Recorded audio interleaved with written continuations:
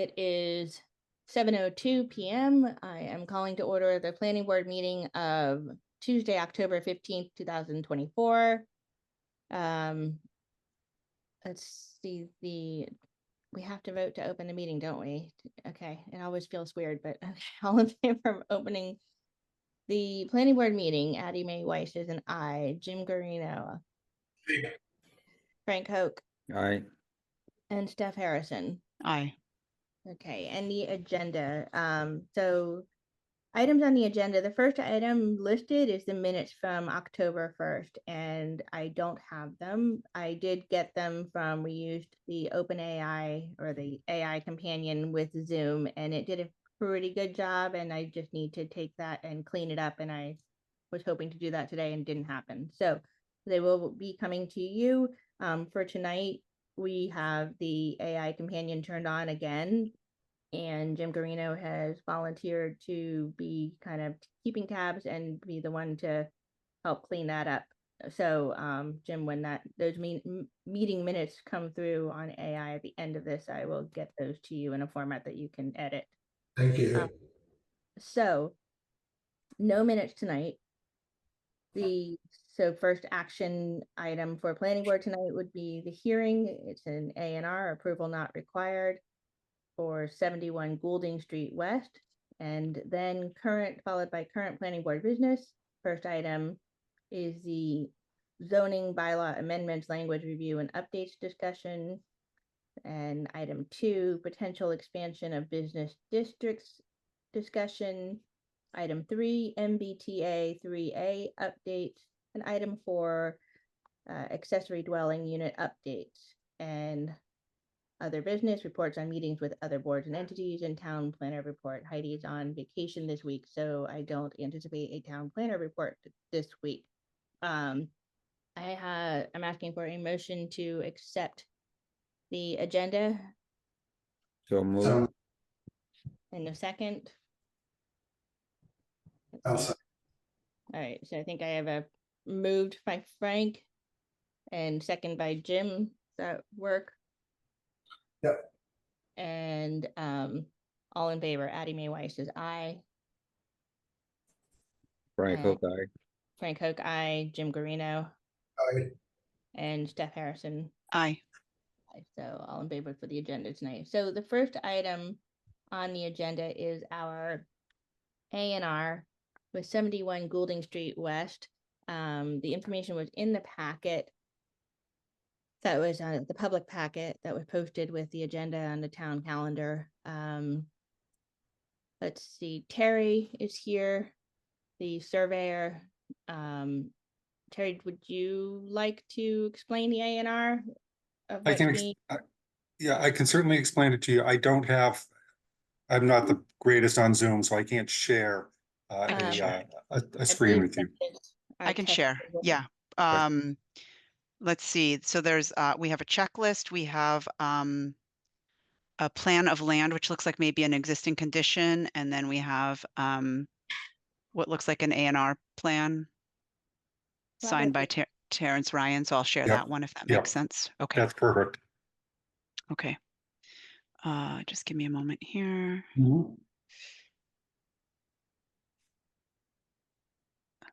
Of course, now my Zoom interface looks totally different as a host, so I just have to find it. There it is. All right. Okay, so let me know when you can see it. Yep. Okay. Okay, everyone got it? Yes. Okay. Terry Ryan, Applewood Survey. I'm the surveyor of record on this thing.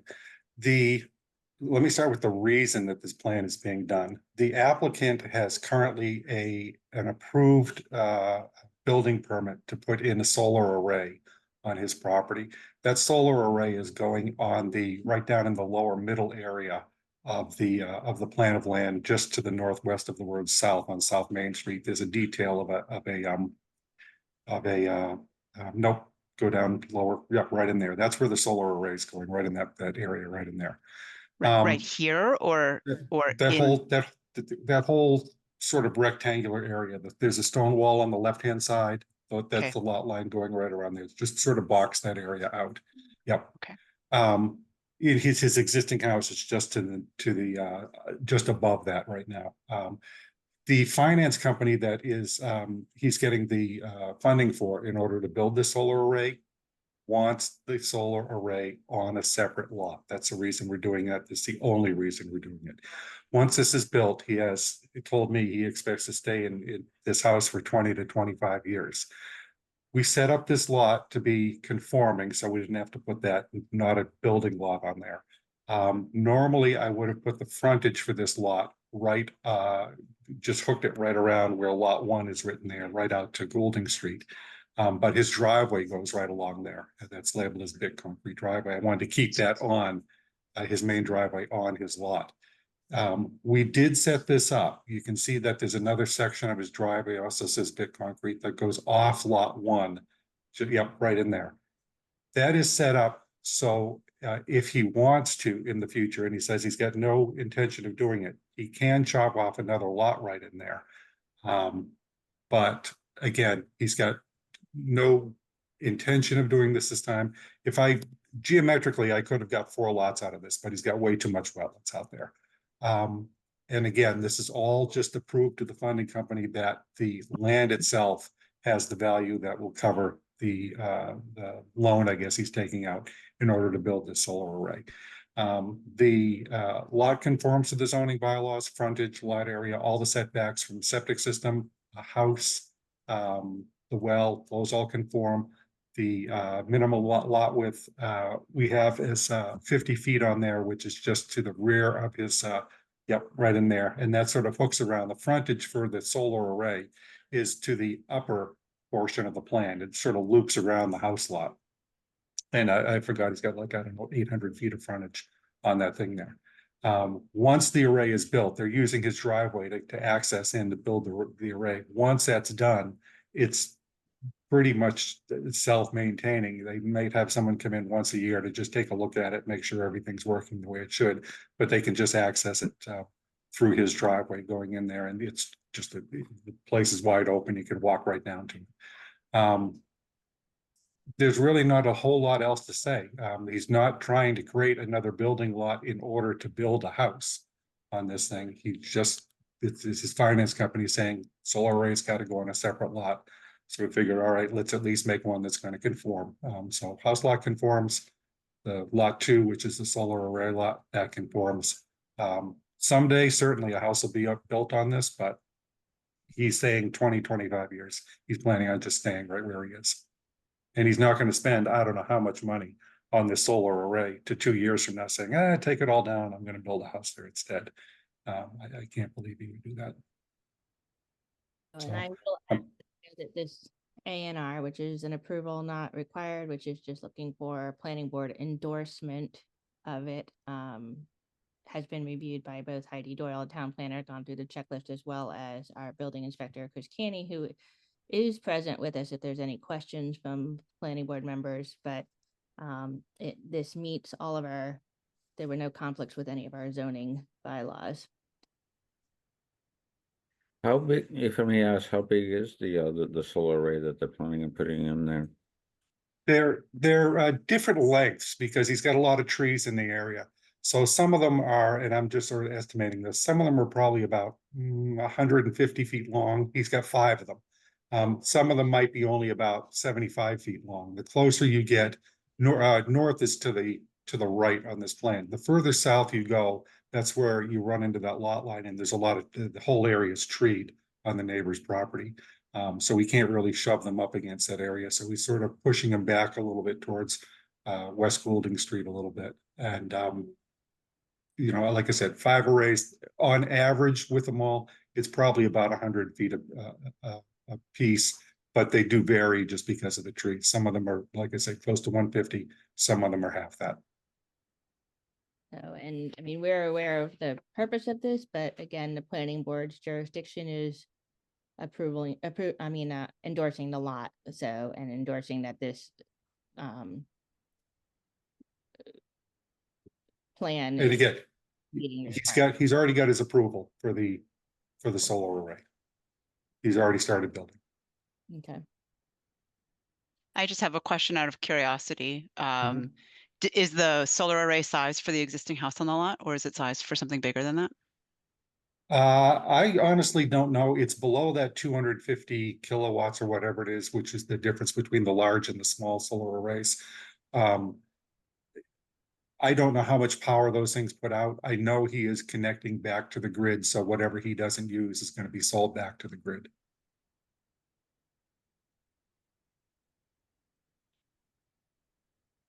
If anyone cares, it's 247 kilowatts.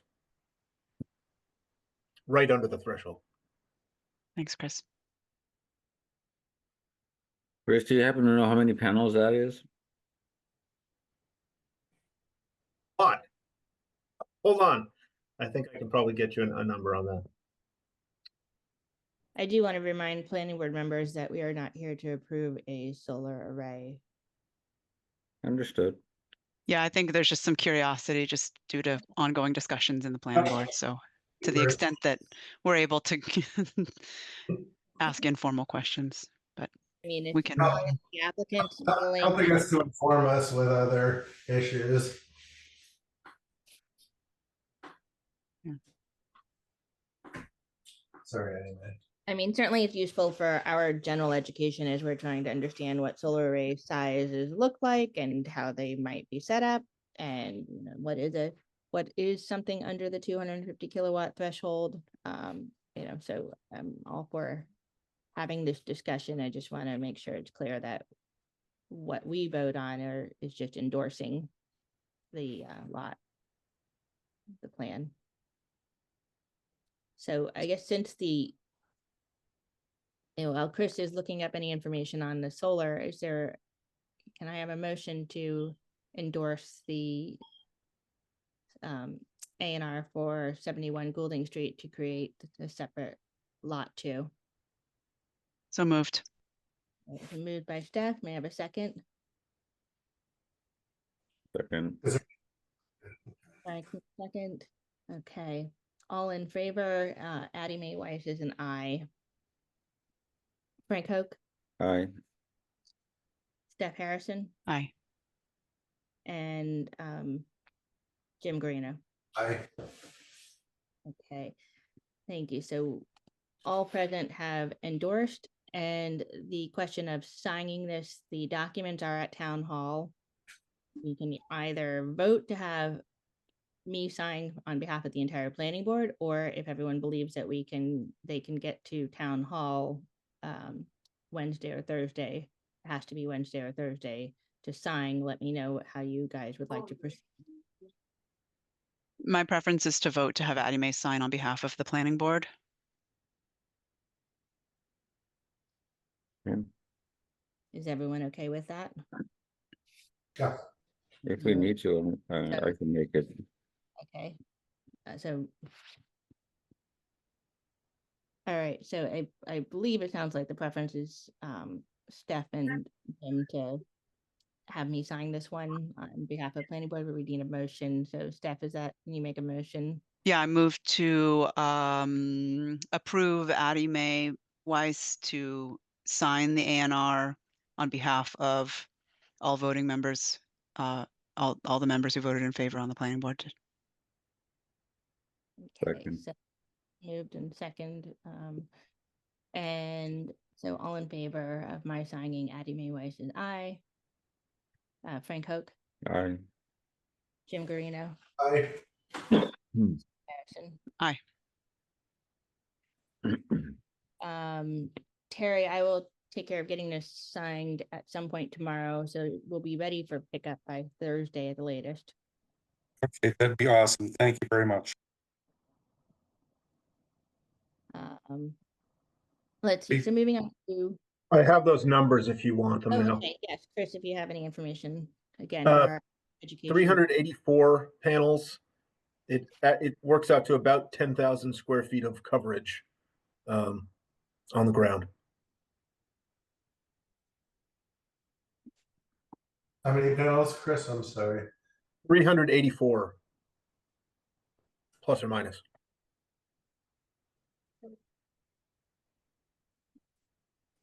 Any other questions about this solar again, not relevant to the, I mean, not, we've completed the discussion topic of the A&R, so otherwise,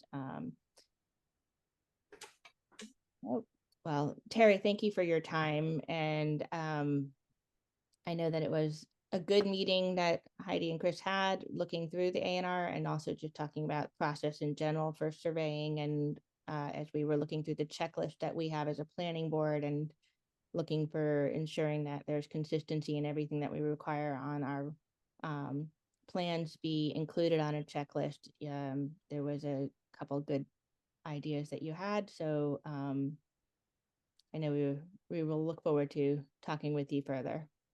Okay, I will. We talked about it. A couple of things I said. I'll put together a letter when I get a chance. I'll send it off to you just to sort of recap some of my thoughts on, hey, this really should be in every town zoning bylaws, and you can take it or leave it for what it's worth. It sounds great. Kind of the general direction we're trying to go to with just kind of cleaning up and making things more straightforward. So thank you for that. I appreciate it. Great. Thank you very much. Have a good evening. You too. Okay, so moving on, zoning bylaw amendments language review. Steph, you had actually, I'm trying to think. We've been going through a list. We kind of triaged items last time on the Excel spreadsheet that Steph was able to kind of sort and organize for us. But I know, Chris, you've been kind of doing the biggest amount of kind of looking, or the I don't know, the lack of better words, just you put in the work on looking through these in the most detail recently. What do you think would you like to focus on tonight? What makes sense for what you've been working on? Well, I think Heidi had sent over, what did she call it? Part 2 of her list of potential changes. I can share that if that would be helpful.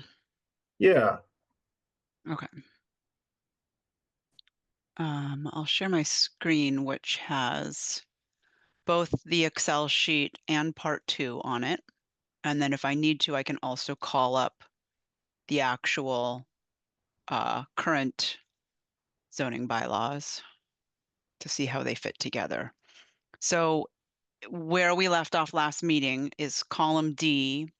If we've already kind of addressed it in the October 1st meeting, it just has a 10-1 date on it.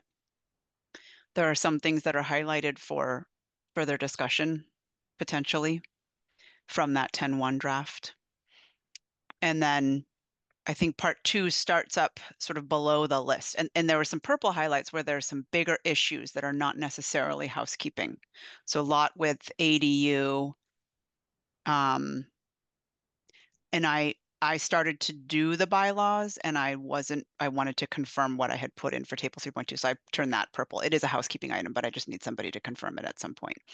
So I think Heidi probably picks up here where we talk about section 3.2, item 26. I can see that in her part 2 here, section 3.2, item 26.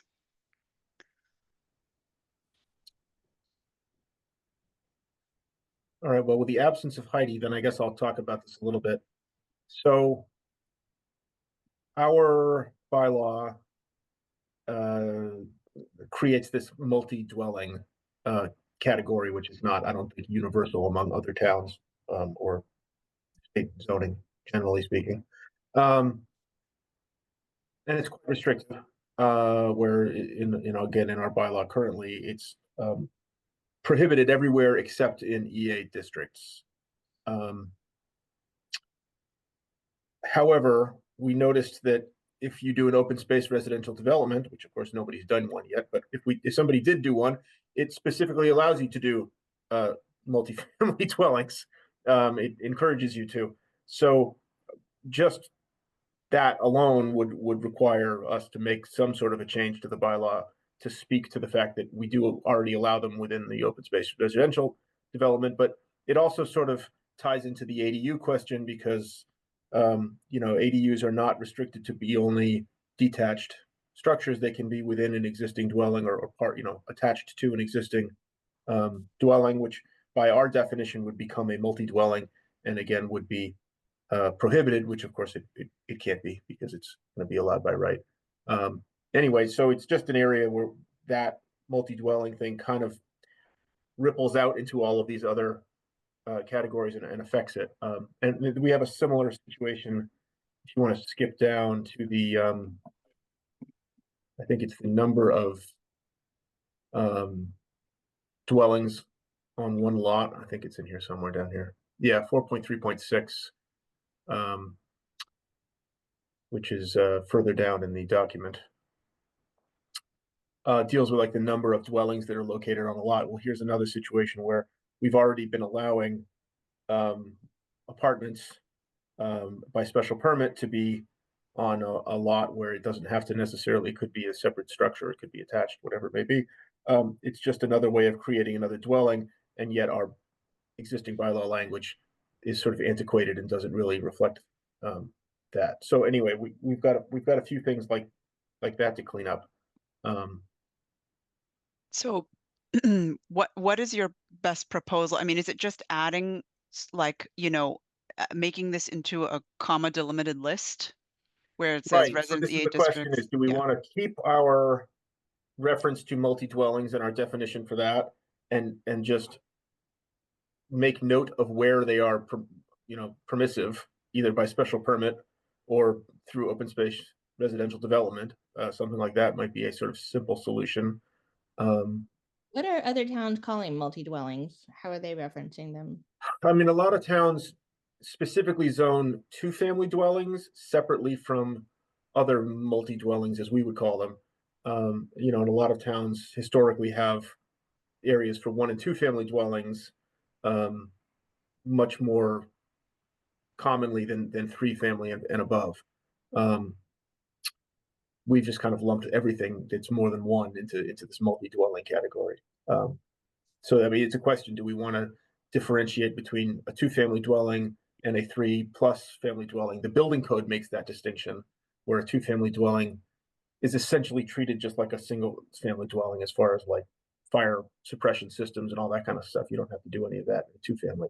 As soon as it becomes a three-family building in the building code, it's a different animal. It's built kind of the same way, but now it has to have sprinkler systems. It has to have some other features that wouldn't necessarily be done in a single family dwelling.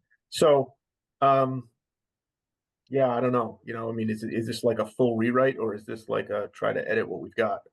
I know we've got a conflict with apartment and housekeeping unit, and I mean, And there's now ADU. language definition conflicts all over the place, which are messy. Yes. And and this whole concept of like, we're very restrictive on what a dwelling is, except when we're not. Yeah, you can have multiple dwellings on one lot if you can show that you can have the lot laid out right, except that we can have an apartment or we can have an ADU, all these other things.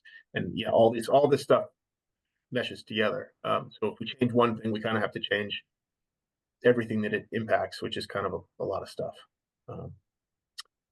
But yeah, even if we just changed, let's say we added some notes about exceptions to that multi-dwelling list, and then we could change the table to reflect that, and that might be a starting point. So the table, sorry, I'm just trying to get my bearings. So the open space subdivision is allowed by right under these districts. I'm just going to pull this aside and then go back to page 25 where we have that table. So if we were just going to expand the applicability of multi-dwellings, right? Yep. Here's what's allowed. I got to make it smaller. Sorry. Here's what's allowed for the open space subdivision. So we'd have to check the boxes for RA, RB, and RC. Right, or introduce a new element. My thought is that because it's not really a permissive use, if it's an open space subdivision, it's not like a special permitted use. It's part of the open space. So we would probably need to add like an asterisk or some other little qualifier thing to say, you know, in certain cases in these zones, you can do it. But it's not as simple as just saying it's a special permitted use and being done with it, because that's really not how it's meant to go in the bylaw. I'm just pulling up the bylaw myself right now. Yeah, so I can go to 26 in the bylaw here. It says permissive in EA. Right.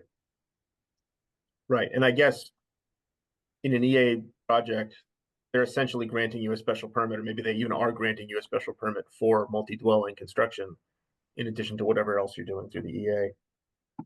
The open space residential, I don't think that has a special permit aspect to it. It's by right. Yeah. By right. But again, but we allow it if we do an open space, it's allowed. So I think we're gonna have to look at the formatting of this table to try to make sense of it. So there might be an A star or something like that. Correct. Like a P star. Like Yeah. adding an A star. Yep. So Bob Murchison has his hand raised, and Mhm. Bob, if you have something to add to this, some thoughts on this particular multi-dwelling. Yeah, not really any thoughts yet, although obviously I'm very interested in listening to your discussion. But Chris, I'm not sure if you misspoke or maybe I don't understand, but I thought the open space subdivision was mostly by right and not a special permit. Right. Right. So that I have to go back and reread if part of granting a open space residential development is also the granting of a special permit for multi-dwellings, or if it's just that's a by right thing, and therefore there's no special permit. I don't think it's a special permit through that process. Well, so my understanding of it, and it sounds like Steph also agrees, is that an open space subdivision in many cases is by right. And then if you need certain things, you know, and that might be, I can't remember what they are off the top of my head, shared driveway. There are some things where you might need a special permit. Yes. But the kind of the main body of the open space subdivision, I think, is intended to be by right. And that's because it was replacing the subdivision, the traditional subdivision, right, which is now only by special permit, I believe. Yeah, I know. I think you've got that exactly right, Bob. Yeah. Okay. Okay. And so, yes. So the only time a special permit, I think, is applicable is for common driveways or some other thing like that. Yeah. So there was some other, I can't remember, maybe even it was a common septic system. I can't remember. Right. There were some things that did kick you into a special permit, but obviously for most, because our bylaw table is sort of it's speaking to, do you need a special permit to do this use? We need to come up with a way to signal that it's allowed, but it's not a special permit. And I don't know what that signal is. So in that table. So in this table, right, if we had an A star, which says it's allowed. So if we put an A star here, here, and here, and then we said something like A star at the bottom, allowed by right when part of an open space subdivision or something like that. Is something like that, or you can introduce, you know, an OS, an OSD thing instead of a P and X or an A. You know, however you want to make that read. But yes, something like that would be perfectly fine. I mean, it falls under the category of allowed, right?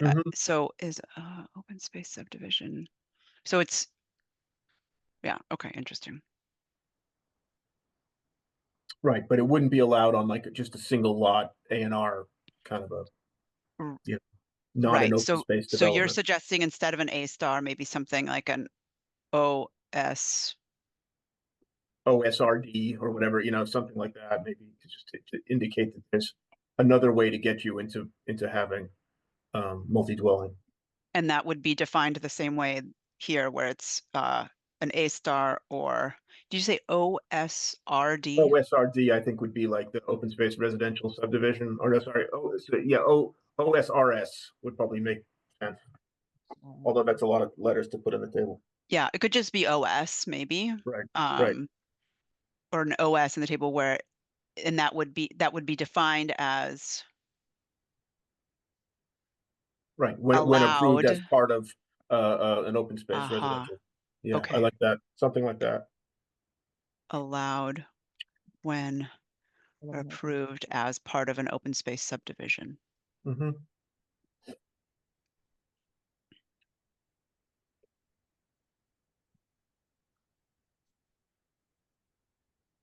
The fact that you can type and think and also move Yeah. these documents around at the same time is amazing, by the way. Steph, under, Thank you. yes, I really appreciate what you're able to do, Steph. Okay. So what I do is I take these like Word documents that are kind of like jumbled and like just segments, and I integrate them into an overall like 2023 Mm-hmm. zoning bylaw draft that is clean with nothing but actual language track changes. So that's kind of, Excellent. I think this, like Andy, to your point last time, you were saying, well, there's a lot of extra like comments and garbage in these documents that are important for our notes, but like at the end of the day, it's going to be, you know, a clean copy with just track changes on the changes, on the language changes. That will be the bylaw. These are just sort of to document our thought process, because this has to be tracked through in a couple places. So are people sort of in favor then of saying permissive in residence EA districts and in residence A, B, and C districts where, should it say where, or yeah, it should say where, not when, where approved as part of an open space subdivision, right? So that would Yeah. be part of this.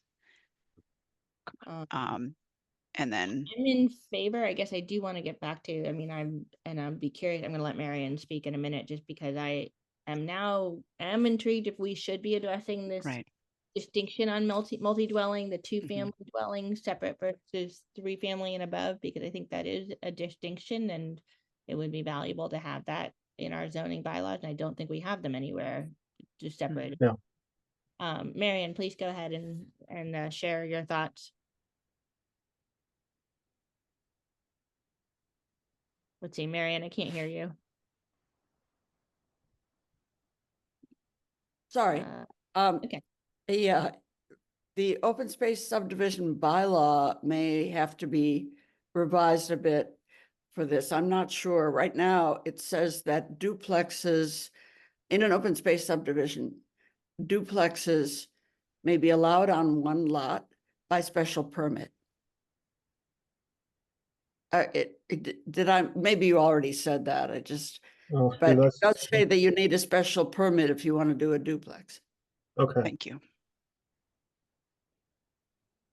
And that's not necessarily the best. I mean, you guys can fix it, but that's what it says right now. Okay. So in that case, we could go back to making it permissive asterisks Yes, open space. or open space, and then say Yeah. permissive where Yes. approved where, and it says duplex only or multi-dwelling? I think it's duplex only. Yeah. Which again, we don't define. We've got, instead of having it, we have, I guess we do have in some ways a distinction, but maybe it needs to be cleaned up that we've got duplex, but I don't know if we have duplex anywhere else in our zoning defined. Oh yeah, no, Marion's right on. Subdivision residential dwelling units shall be single-family structures. Duplexes may be allowed by special permit. And duplexes will be considered as 2 residential dwelling units. Okay. So consider potentially adding a duplex definition. Right. So I'm going to open up the PDF of, you know, we have single family home, we have apartment, and then we have multi-dwelling. Right. So we But- could add 2-family home, parentheses, duplex, Mhm. something like that. Get to the right one here. And would we want to adjust multi-dwelling or leave multi-dwelling to be anything but 2-family home would then be the thing that something when it's only 2, or a duplex when it's, as far as for building code requirements, would that be clear enough on whether if something's allowed and falls under the building code for a 2-family versus 3 and more? is there, Chris, do you think it's necessary to add this multi-dwelling for three and, separate the multi Well, definition, or to bring it in line with kind of I mean, general? one idea of adding a two-family dwelling duplex category is that that's essentially what we're getting with some of these ADUs and apartments, right? So, if they're attached, the building code treats them as a duplex. You can't call it all a single-family dwelling. It's two separate dwellings, and they get fire separated. They get a bunch of other stuff. But I think, Chris, that's gonna get confusing in a way that you're talking about two families, mostly Yes. because you anticipate them as ADUs, but ADUs don't have to be two family. I think Right. you're going down a Oh, rabbit hole there. I think And- I agree. This is But a I mess. think but I think ADUs are in a single family dwelling, single family home, I think allows for an ADU. Well, Right. but Steph, what the reason I had my hand raised is that the language you have written there does not acknowledge that ADUs are by a separate structure ADU, or frankly, what is effectively a duplex, But- also are by right, will be by And right. that was covered in the last meeting, the last planning board meeting on October 1st. Let me find it here. But I was just looking at the language you had on the screen just now. Single family detached. Wait, hold on. This language I had on the screen. That language right there. s- It says this use is permissive, and it's not permissive. It's obviously an ADU it will be by right. But an ADU is considered a single family home. It's not considered a Well, multi-dwelling. so that's where it gets confusing. It's Right. multi-dwelling, but I agree with you, Steph, it's a single family lot, right? And that's Well, the and that- definition of single family home in as amended last, or as discussed last meeting, is a single family detached dwelling containing up to one ADU apartment or housekeeping unit, together with accessory buildings. So that's the ADU if it's separate, Mhm. including a garage for not more than 3 autos. So one family plus an ADU qualifies as, under these definitions, a single family home. And I think, Not and not a multifamily?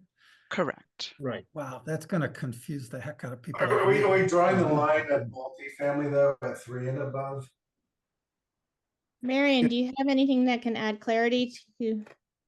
I'm not sure, maybe it'll muddy the water even more, but I think the state has a law that makes accessory units by right, and it Yes. controls the size. You might make sure we're Yes. compatible with the state law. So that's right here. Yep. Right, where I have a potential addition. And I did a lot of this rogue. If it's yellow highlight, it's because I did it on a It's train without discussion with the planning board. But we did acknowledge the need to have, we had this large accessory. We had this thing called an apartment, which we renamed last meeting to a large accessory dwelling unit in excess of 900 square feet. So that's kind of bigger than the state law allows by right. So we Oh, have this by right accessory dwelling unit. And again, this is not something that we have discussed as a board. Was spitballing. But we did discuss the distinction that the state has by right 900 square feet. Yes. And that was Allowed in all basically- districts, up to 900 square feet, contained within an existing family home or in an accessory building within an accessory building provided, and then we need the criteria from the state law here and any additional criteria that the town wants to add to it. Right, and then we were taking our definition of apartment, which was our ADU definition, and adding a tier of which is already ADU in existence. that is 900 square feet, in excess of 900 square feet. And then down here it says up to 1,200 square feet. And we didn't change any of the ADU stuff down here except the Airbnb stuff. Are people going to get confused as to what is an ADU?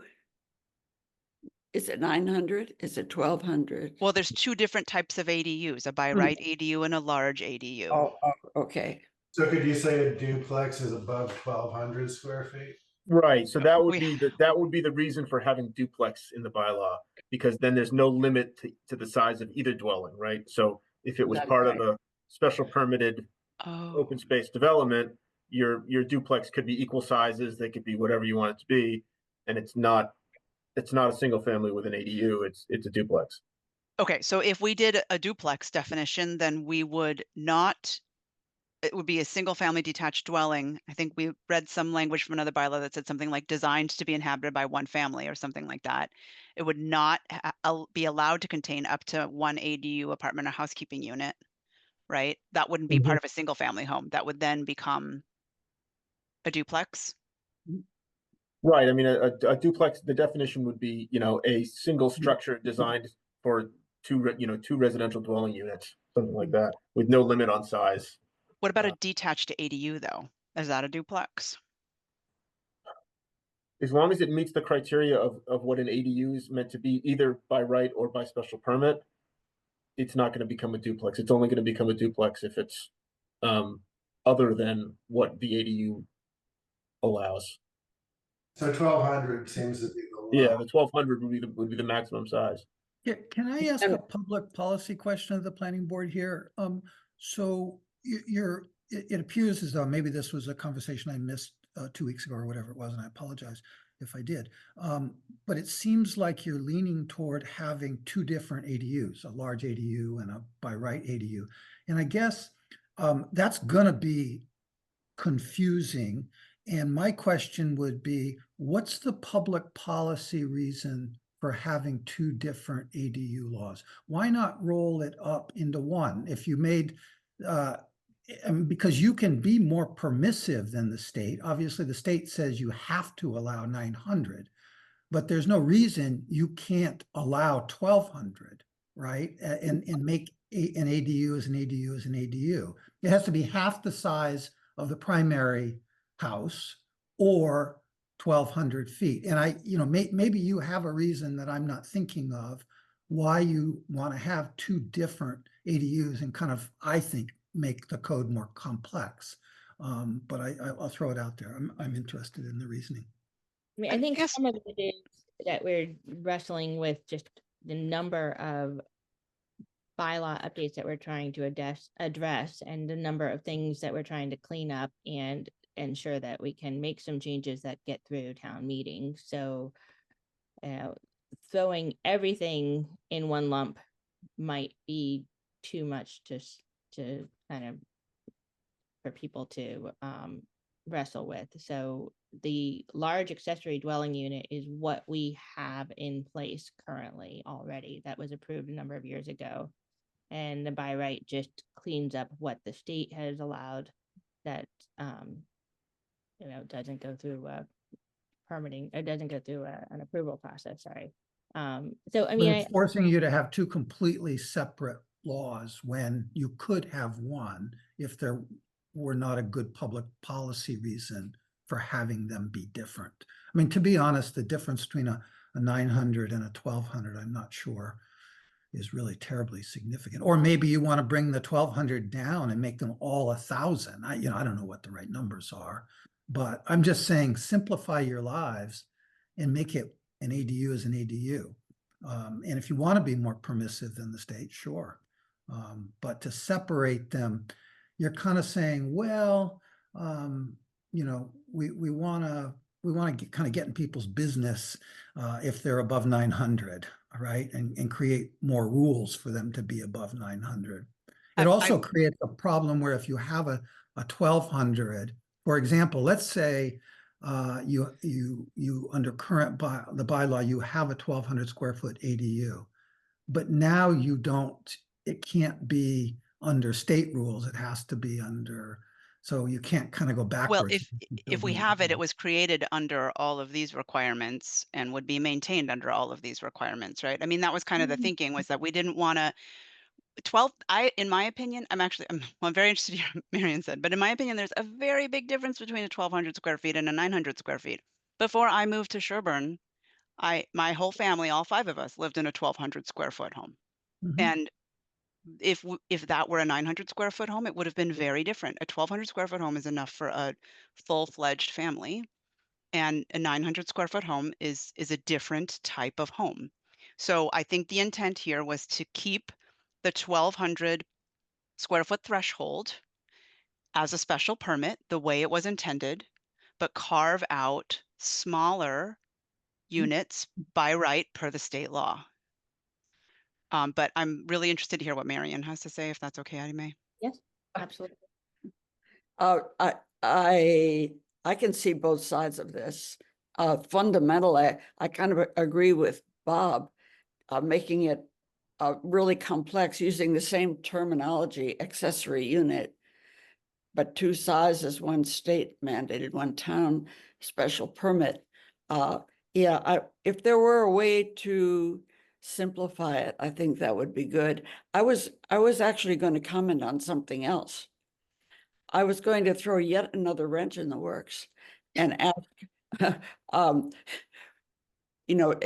the EA bylaw and in other, I mean, we do have triplexes being built in town. And I think they're always an EA, which is always a special permit, I guess. But does triplex have to be mentioned in here in any way? I mean, to me, even a triplex is quite different from a multifamily, which feels more like an apartment building.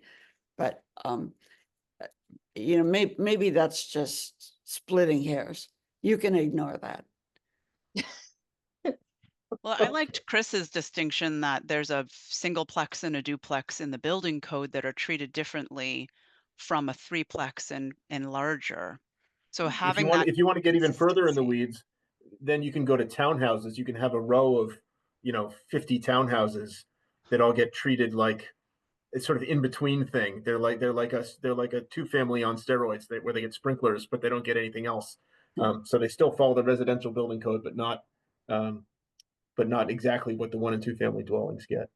So yeah, I mean that would be kind of like the triplex that Marion's talking about, where townhomes are sort of a supersized 2 family as opposed to a true multi-dwelling where it becomes under the commercial code. It's a whole different set of rules. Yeah, I mean, how far do you go So I guess the with only these thought, definitions? yeah, the only thought kind of going to this large accessory dwelling versus ADU, I can see, I guess, we hadn't put it, I don't know if the language works, because I guess what we're wrestling with is essentially we'd like to have some special permit for anything above 900 square feet, just because at this point it's still, we haven't had a lot of new ones being built. It's still somewhat new. So do you call them the same thing? They are accessory dwelling, and get rid of this whole large versus accessory, but just have one line where units. Oh, actually, I know why we've split this out, because the state's coming up with further recommendations, and they have a task force that they were working on, and Heidi informed us that they were going to be coming out with more information and guidance in January. And if I recall, that was why we decided to separate this out, so that we could kind of have, because we're under the gun of having to have all language for anything that we want to bring to town meeting, we have to have the language written out by the end of January and submitted to our select board. So by keeping it separate, it makes it easier for us to have things clean with track changes and focus on exactly what's being changed. So for purposes of town meeting and what we need to do to address things at hearings, that's why we're dealing with them in kind of a separate track, as opposed to just saying, okay, accessory dwelling, and if it's 900 square feet or less, then it's by right, and if it's above, then there's a special permit, because there's other things still moving at the state level that we don't have all the information on, and this is a work in progress that we're trying to keep up with, and also have all our ducks in line so that we can present the language. I have a question for Chris. Do we have ADUs that are larger than 900 but smaller than 1,200 square feet in town that have been built under this bylaw and permitted under this bylaw? Yes, I mean, that was a part of my reasoning for wanting to keep what we have, Right, is okay. that there is a legacy of special permits going back to even when they were called housekeeping units. That, you know, the town's been making people renew and do Mhm. follow all the procedures on for years. And it seems like it's been something the town has been sort of invested in, making these sort of incremental changes to that language, but to just sort of throw it all out.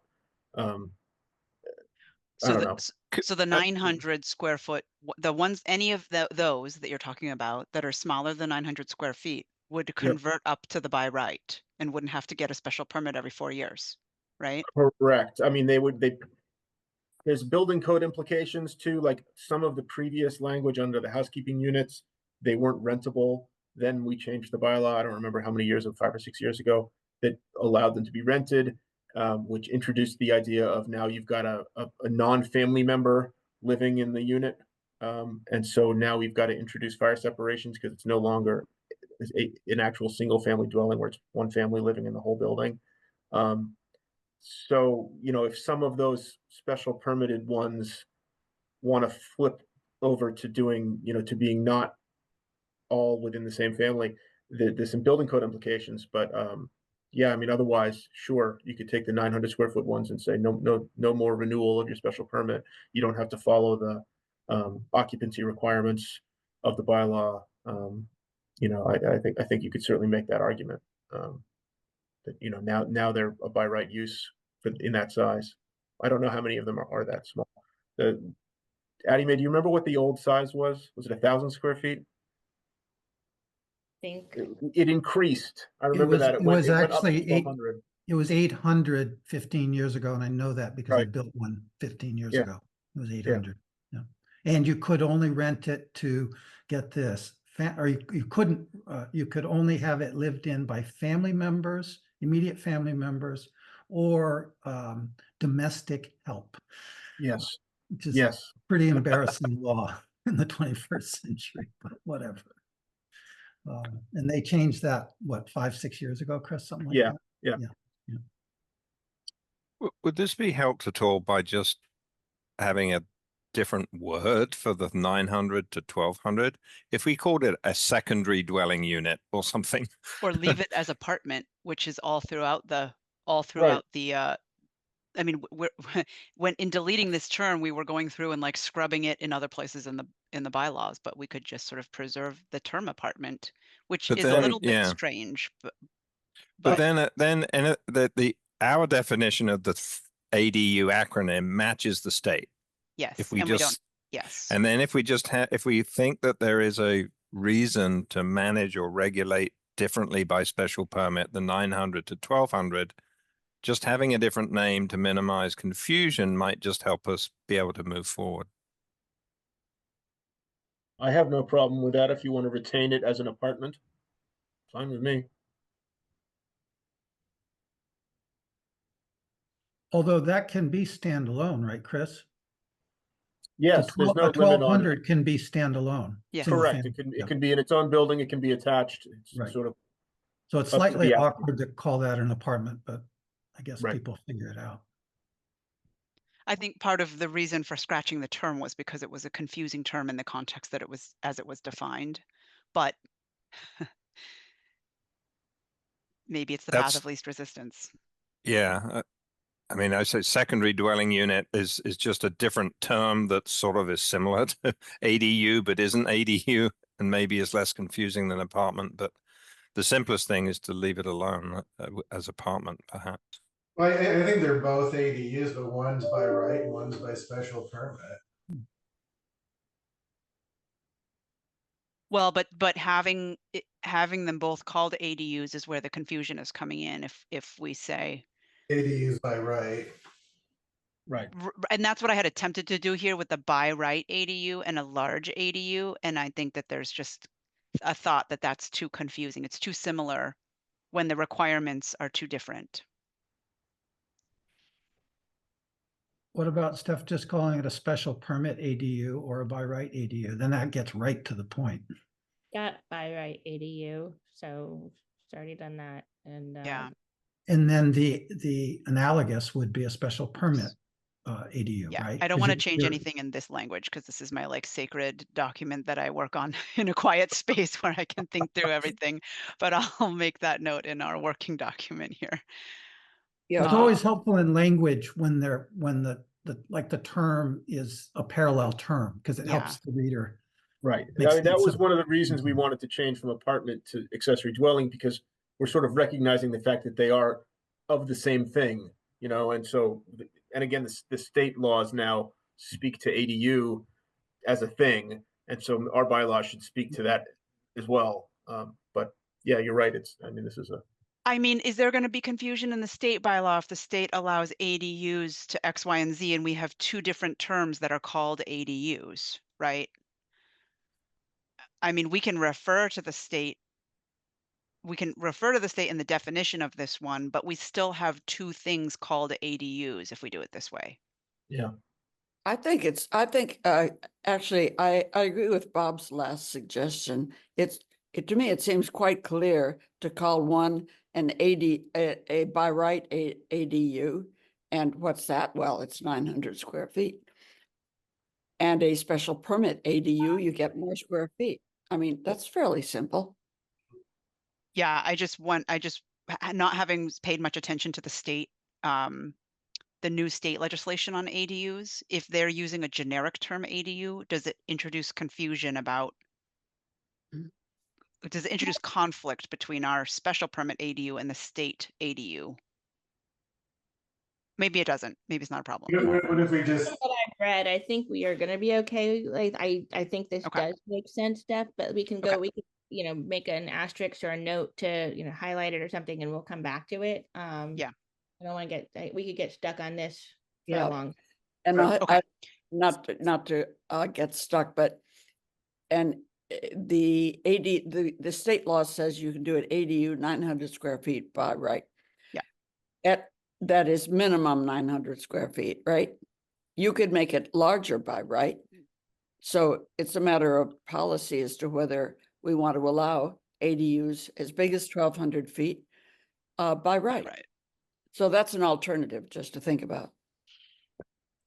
Yeah, I feel like what Chris was saying about the town's investment in larger ADUs from 5 to 6 years ago and having this special permit process and then converting it all to by right could be controversial. And so, I recognize that we want to do good policy, but we're also very short on time and trying to, get something through town meeting. So Okay. maybe that's a change to think about on our wish list for the future, is to really think about that and think about and figure out if the town would support that, given how much energy has gone into the current special permit ADU bylaw that we have.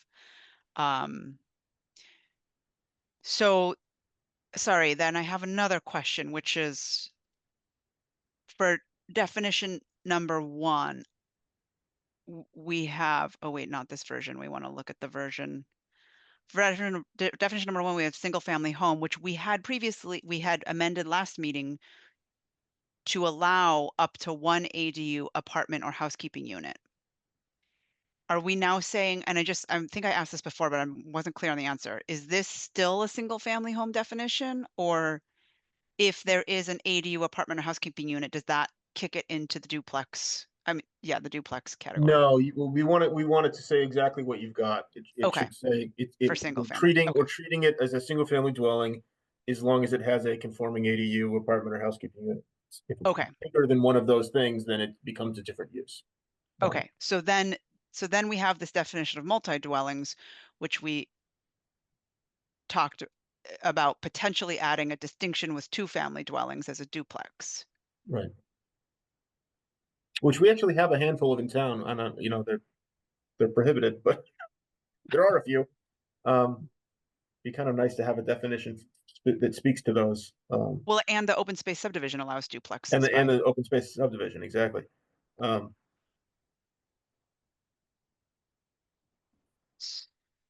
So what do we haven't? I mean, I think this needs to get fleshed out with language that, I think, I don't know if anyone would disagree that we need to consider adding duplex as a definition. I think we're all on board with that. Just from our conversation that we've been having, it makes a lot of sense to make sure that gets added. Chris, you had spitballed some language. Do you want to, that I didn't type? Do you want to? Oh, it's if let me think. It's a single structure intended for dwelling by two families. I don't know, something along those lines. I can pull the building code definition, which is probably what we want. Oh yeah, you can pull the, yep.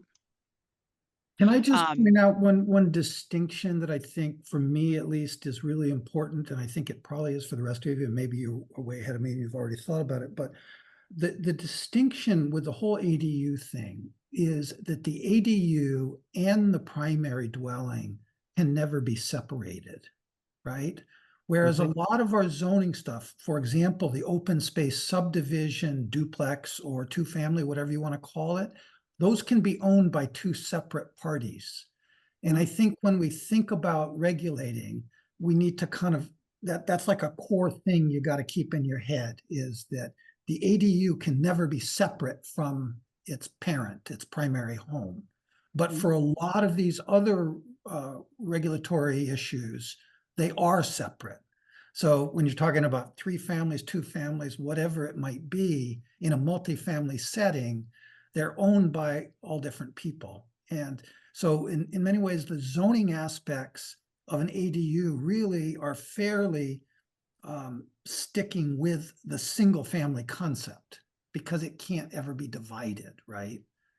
Does that make any sense in terms of a way of thinking about it, and separating ADUs from other multifamily? Yep, which is housing? exactly why, I mean, it makes it right on target with what Chris was saying, that we needed to make sure we preserved the single family definition and allowed it to contain the ADU. so can a duplex contain one or two ADUs? No, Okay.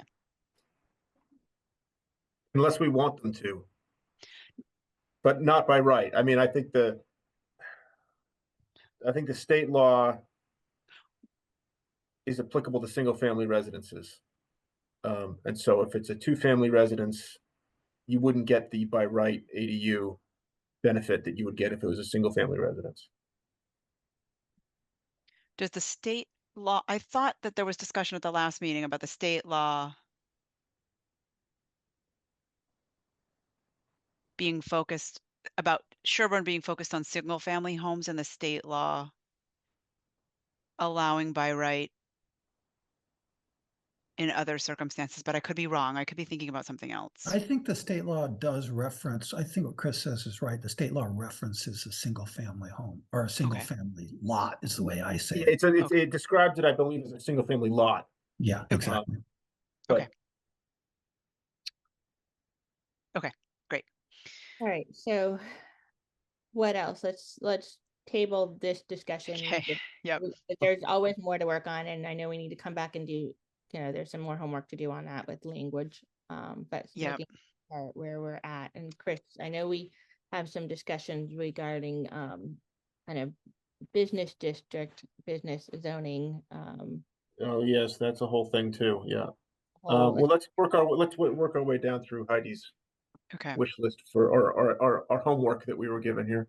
What So was next? sort of, The sorry, lower just a moderate quick, income apartment? but before we move on, if we had duplex in the table, then if we add duplex in the table, is it closest to single family home? Yes, it would become the new number 2. And it would be allowable in all districts, or permissive? No, it would be permissive only in the zones allowed Are- where it's allowed by open space at the moment, unless you want to make it a use that's allowed in some other zones. And that's Right, okay, so that's that a bigger gets- question. Okay, so that for now gets that So the duplex, and it gets same P star or OS designation as mentioned below. Or multi-dwellings. Now, hold on. P star or OS being permissive where approved as part of an open space subdivision does not fall under multi-dwellings, right? Isn't it only duplexes?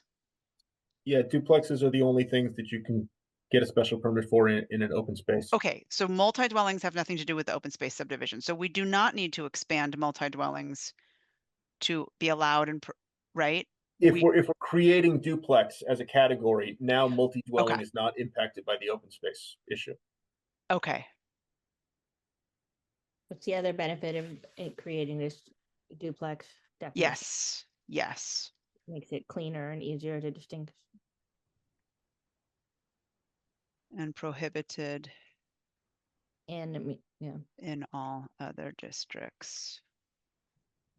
And then we define it as single structure. Okay, cool. And then this one, 3-family dwelling or larger. So that's going to be, so we're going to remove And yep, this. And then this goes at the end because we always talk about there. Okay, and then we can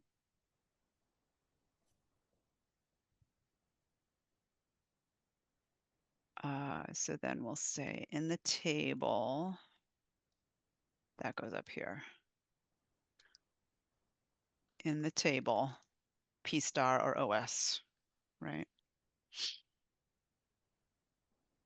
Yep. And then so multi-dwellings now doesn't change, except we define it as 3-family dwelling or larger. oh, yeah, sorry, go back, if you go back to duplex, Yep. it'll get just a regular P in the EA. Oh, okay. Because in theory, you could do duplexes if you wanted to in the EA. Okay. Especially- And then a P star for open space. or open space, which is defined as permissive. Yep. And that's in RA, B, and C. Yep. Okay. Thank you.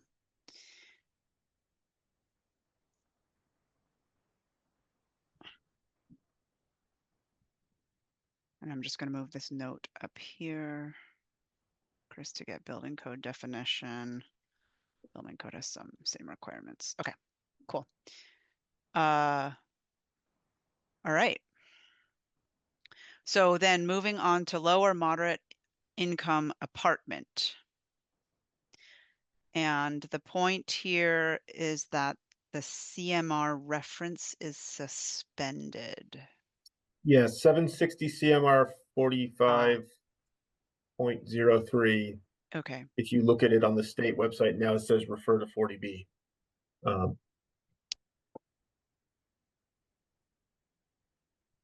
So are we redefining lower moderate income apartments per 40B?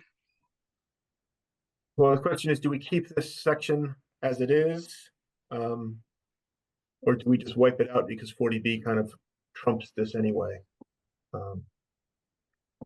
don't know if Bob's on the call still. Bob probably knows.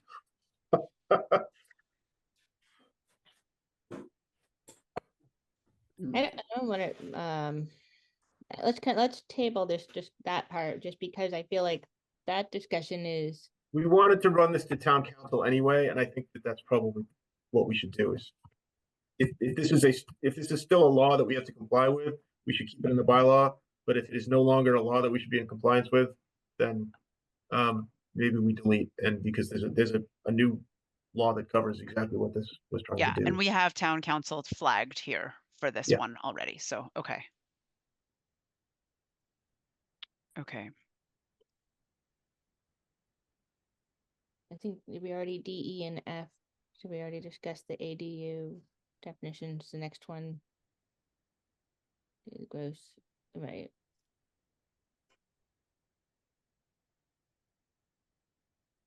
What is this D, E, and F under low moderate income?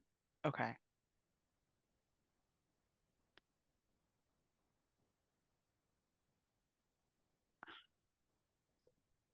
D, E, and F.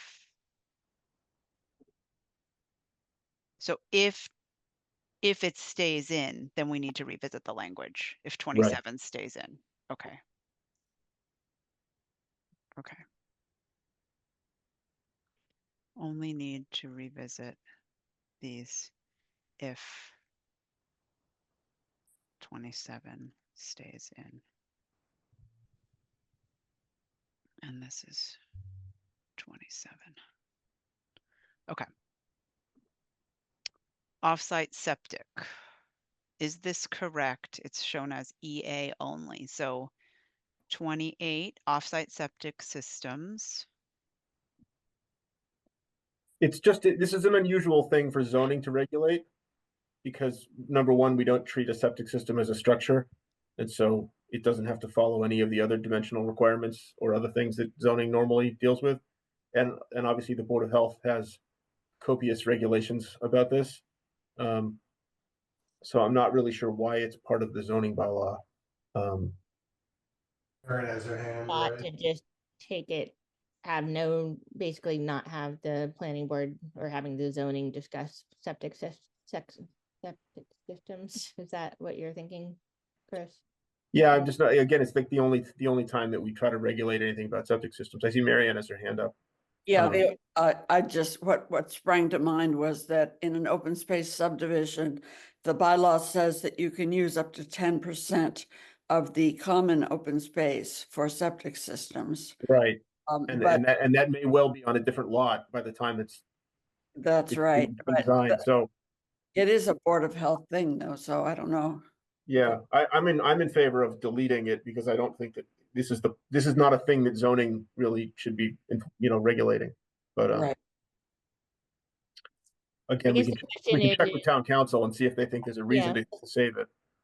right, I guess that's the question is, if we were to delete it, then would there be a conflict? I mean, like you say, it's mentioned, we have an allowance for it in our open space subdivision bylaws. So then if we were to delete it, does that then undo what, I mean, or I guess it goes even further. Are we not able to even mention anything about septic systems in our open space subdivision bylaw? I don't know. You know, I think that's something that would be good to bounce off of the Board of Health because their regulations should be harmonious with our bylaws. And, you know, it's just something to communicate with them about. Maybe we can figure it out together. Yeah. They may have to change something in their regs to accommodate the open space subdivision bylaw.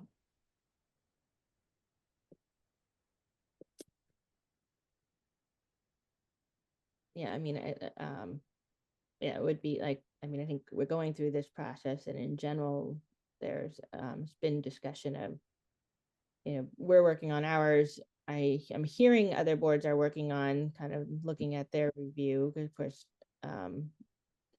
having some kind of joint or a committee or something to kind of not just be in a silo completely on some of these discussions would be good. Yeah, I mean, this is just a general comment. In general, when the planning board changes regs or bylaws, or the Board of Health changes regs, you know, they really should kind of alert the other sort of regulatory committees of what they're doing, because they shouldn't have to go all through our bylaws, but if they signal to the planning board, yes, we're changing this reg, then you can say, okay, does that cause a problem in any of our bylaws? And catch them that way.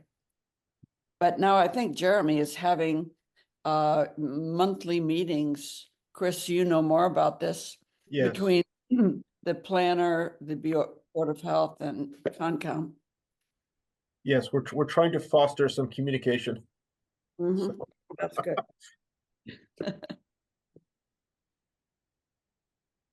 Okay. So these are all sort of in the town council umbrella. Same the next one as well. Yeah, I think that one's going to be a hold. Right, it's indicated as as an upgrade wish list. And I have hold on a couple of these, maybe not. Okay. Okay. So table of use. So here we have duplexes, ADU, 3A, daycares, multifamily. So what I wanted to confirm in the table of use, this group is if I appropriately did the daycares one. Oh, I know. Oh, was I? In the table of use, I think I added a line for daycares. Yeah. So this would be special permit. I'm not going to make the changes now, but we'll do the P star or the OS for duplex. For daycare and child care center. So the private schools, right? So in the old, I'm going to pull it up in the PDF. Right, the old bylaw, private schools were always special permitted uses, and that Right, included and that daycares. included daycares, Yes, right? and now a private school is going to be a separate entity from a daycare / childcare center, and it still will be a special permitted use. But daycare childcare centers aren't allowed use because it's a 40A protected use. So it's permitted or allowed? Sorry. Allowed, So these are all going to be A's across the board. correct. This is the Dover amendment. or This is whatever. a Dover amendment. It doesn't allow us to do a special permit Sure. for that use. Track Yeah. changes are not on. Okay. Let me do this because I know I said I only do this in my quiet space, but I don't want to lose that. Okay, and then in the definitions, then if we go back up to number 14, private schools are currently defined as including daycares. So Yep. I took out daycare center. So now it Yep. just says private elementary or secondary school, charitable or philanthropic institution, but not a hospital, rest home, or sanitarium. Yep. And then So we'll add the daycare / childcare center, and we'll copy the state's definition. thank you. That's what I was wondering is where that comes from. Okay. Do you have a location for the state definition? I think it is in, hold on a second.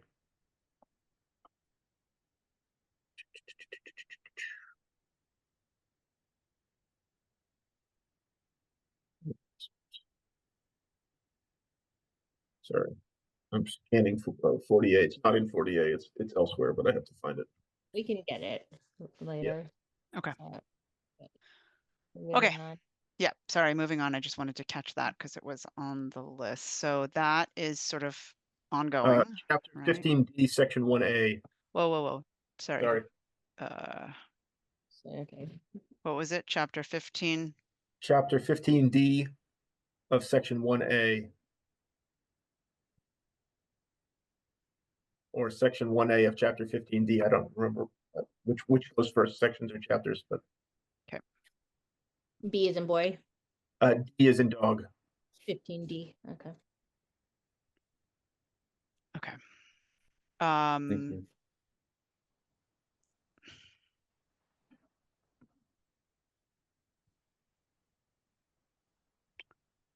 Okay. Then we have 3.4.2. Let's just look at that. 3.4.2, buildings and structures. Yeah, this is that unusual requirement for a screening plan that doesn't really have any sort of standards or mechanism for what that is. It just says it shall be submitted to the planning board and approved. You know, it's only happened a couple times since I've been here, but I feel like we should say what it is. Maybe it's like a very lightweight version of site plan approval, where it's only dealing with screening. That's probably close. That's probably the closest thing we have. But we wouldn't want to have to put the applicant through all the stuff that site plan would ask for either. So I just don't know. I just don't know what to make of it.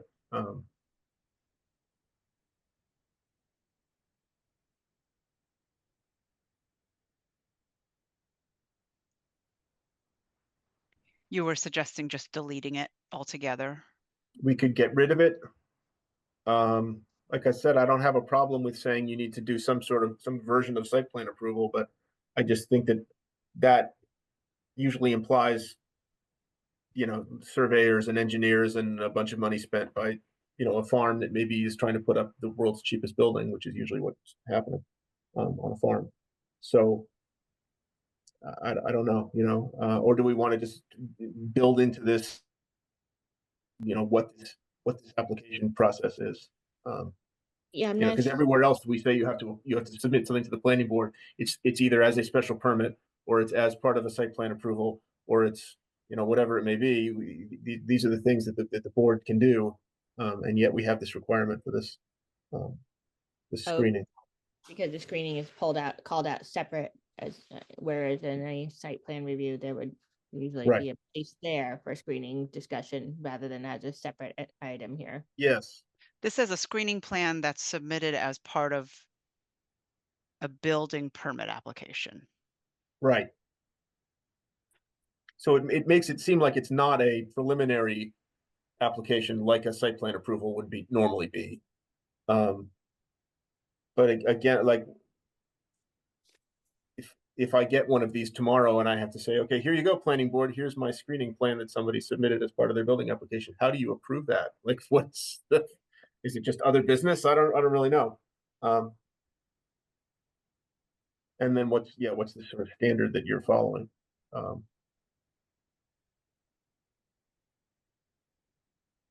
Yeah, I'm trying to think of, kind of farms adding structures. I mean, Sweet Meadow is probably the last one that I feel like there was some discussion on screening. I think the only one I think we've done, Sweet Meadow, and before that, Mason Hill Lane did that riding arena.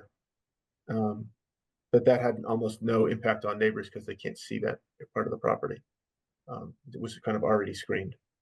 I guess using Sweet Meadow as the example, I'm trying to remember that process. I mean, would it have been enough to just have it be? Was there was there a requirement for anything for the planning board to approve on that, or is it by right because of it being a farm structure? Because it was a farm structure, they didn't have to go through a full site plan approval.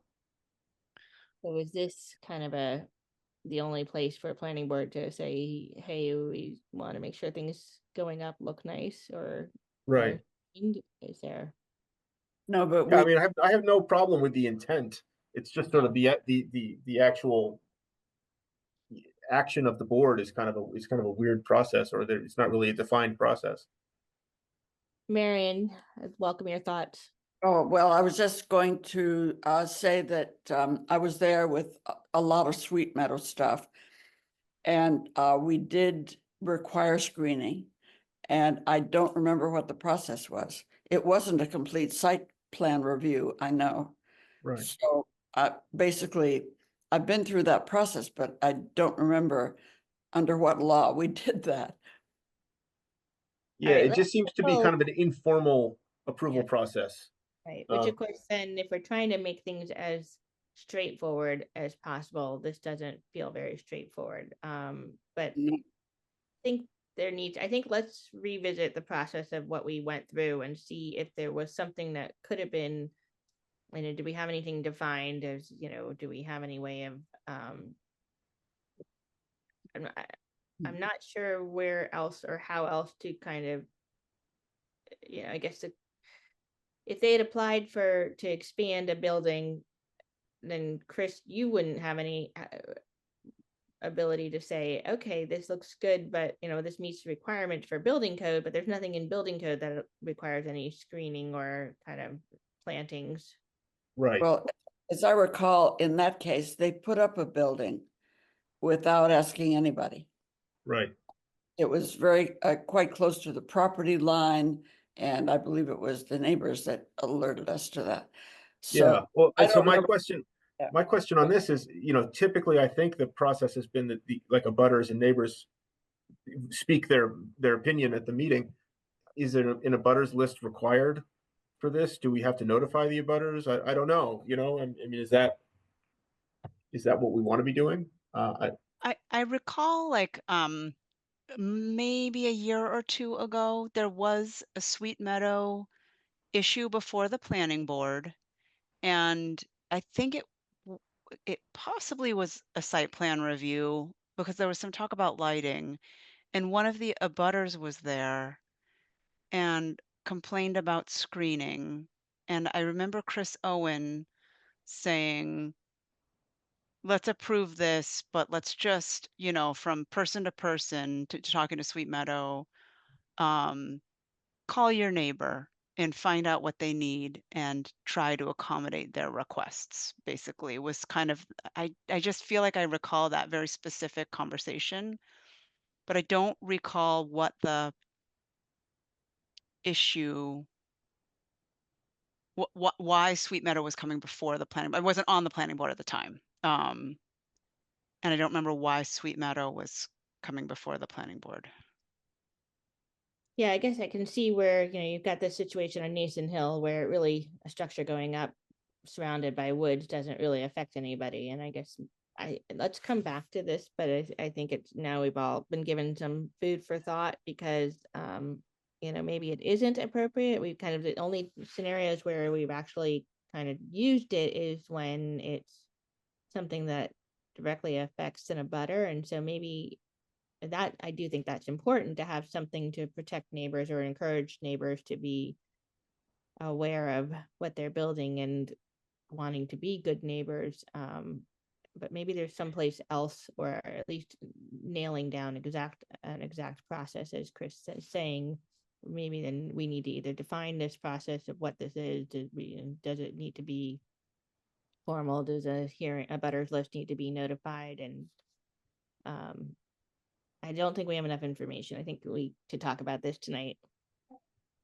What do we need to talk about it though? Because I worry about like just saying, well, let's just talk about it later. I think I need to look at what happened with Sweet Meadow and if there was anything that could be called a process in that situation, and also try and figure out what other towns maybe are doing in this situation. I will say we're under no pressure to do anything about this cycle. So this is absolutely puntable, other than the fact that it's just a weird thing in our bylaw that is kind of it's like a dead end. But it's not hurting anybody right now particularly. So I don't think it comes up that often. It's no. And there's weird things that we kind of pulled it in when there was, someone did something that was offending neighbors, and it gave us some kind of supposed ability to do something, but it, again, it's subjective. All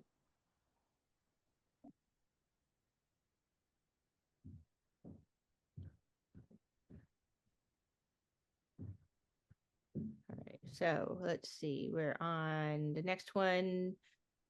We already did this part. And yeah, and then. Well, so this is another version of accessory sheds to accessory structures. I think it might be a little different. 4.1.4, 4.1.1. So we did that. We added more specificity to structures. This was the last meeting, right? Structure, structure, structure. And then it says expand shed setback exemption to cover all accessory structures under 250 square feet. Okay, so done. We've done that. That's already in the draft bylaw. And then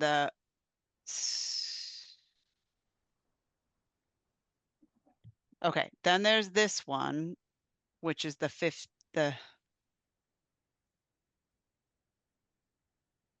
feet. Yep.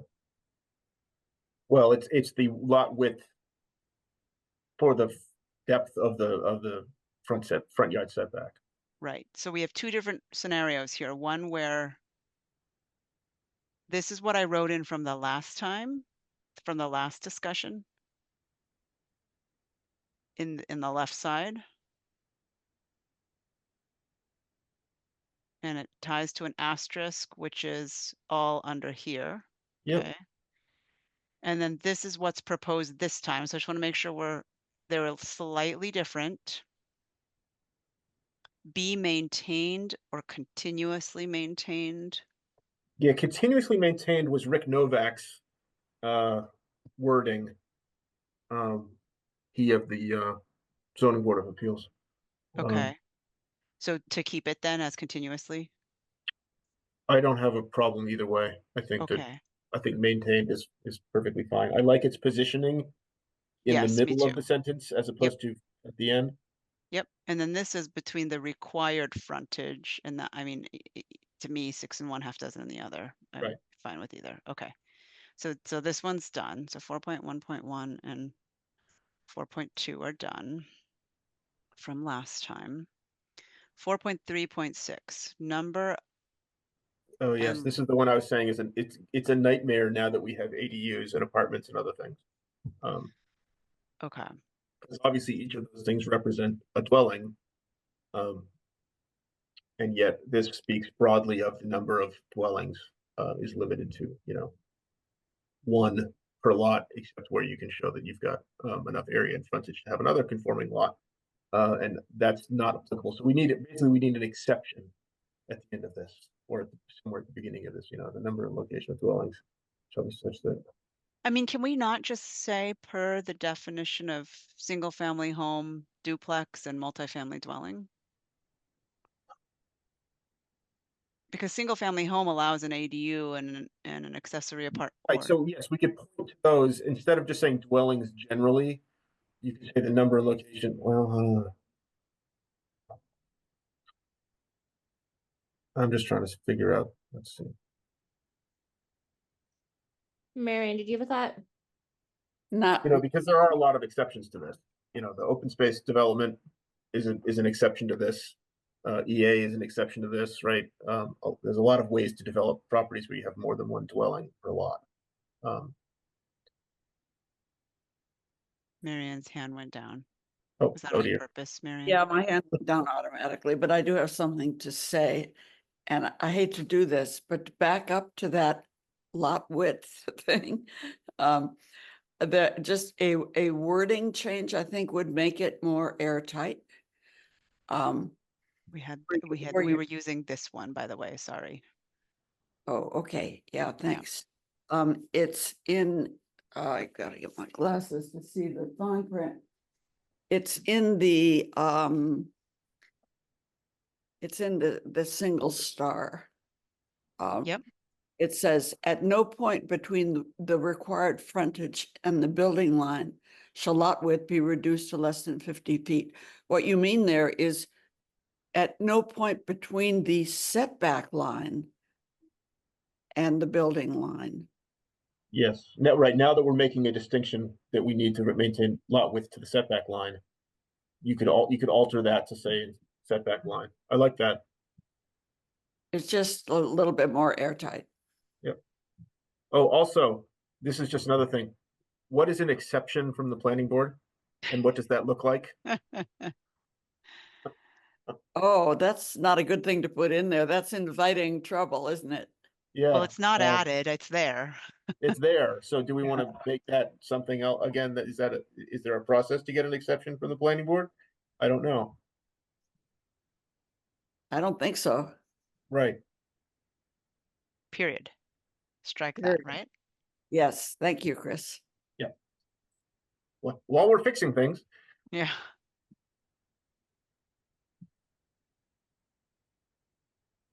For the record, I may be the only person who has ever sought that exception from the planning board, and it was denied. There you go. Thanks for testing it for us, Bob. Happy times.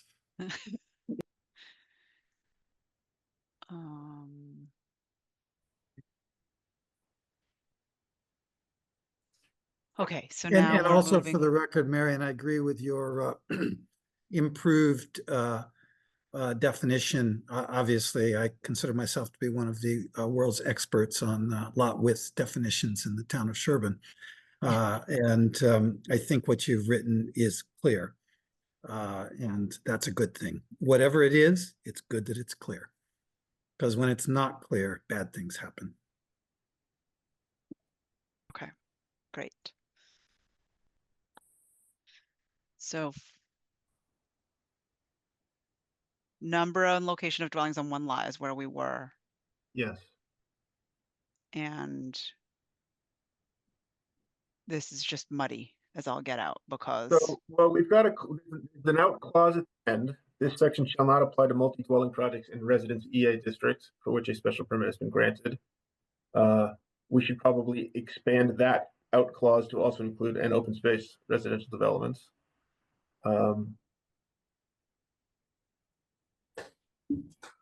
And then, so yeah, somehow we need to throw in a reference to the fact that we're getting all these ADU units that are providing us with additional dwellings that aren't counting as dwellings as far as this is concerned.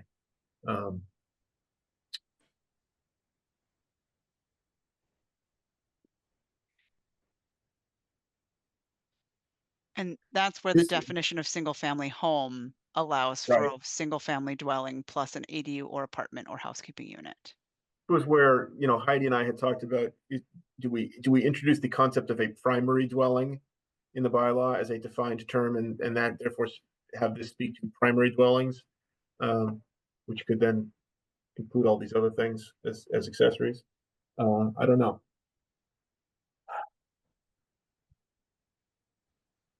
Might be of value to have a primary dwelling. Right. I mean, I guess then I guess single family. Does that then affect the single family definition, or is that just in conjunction with the single family? Primary dwelling. Right. I mean, Primary we're just gonna keep adding on all these different things, unfortunately. What if instead of saying dwellings in the subsection include accessory buildings?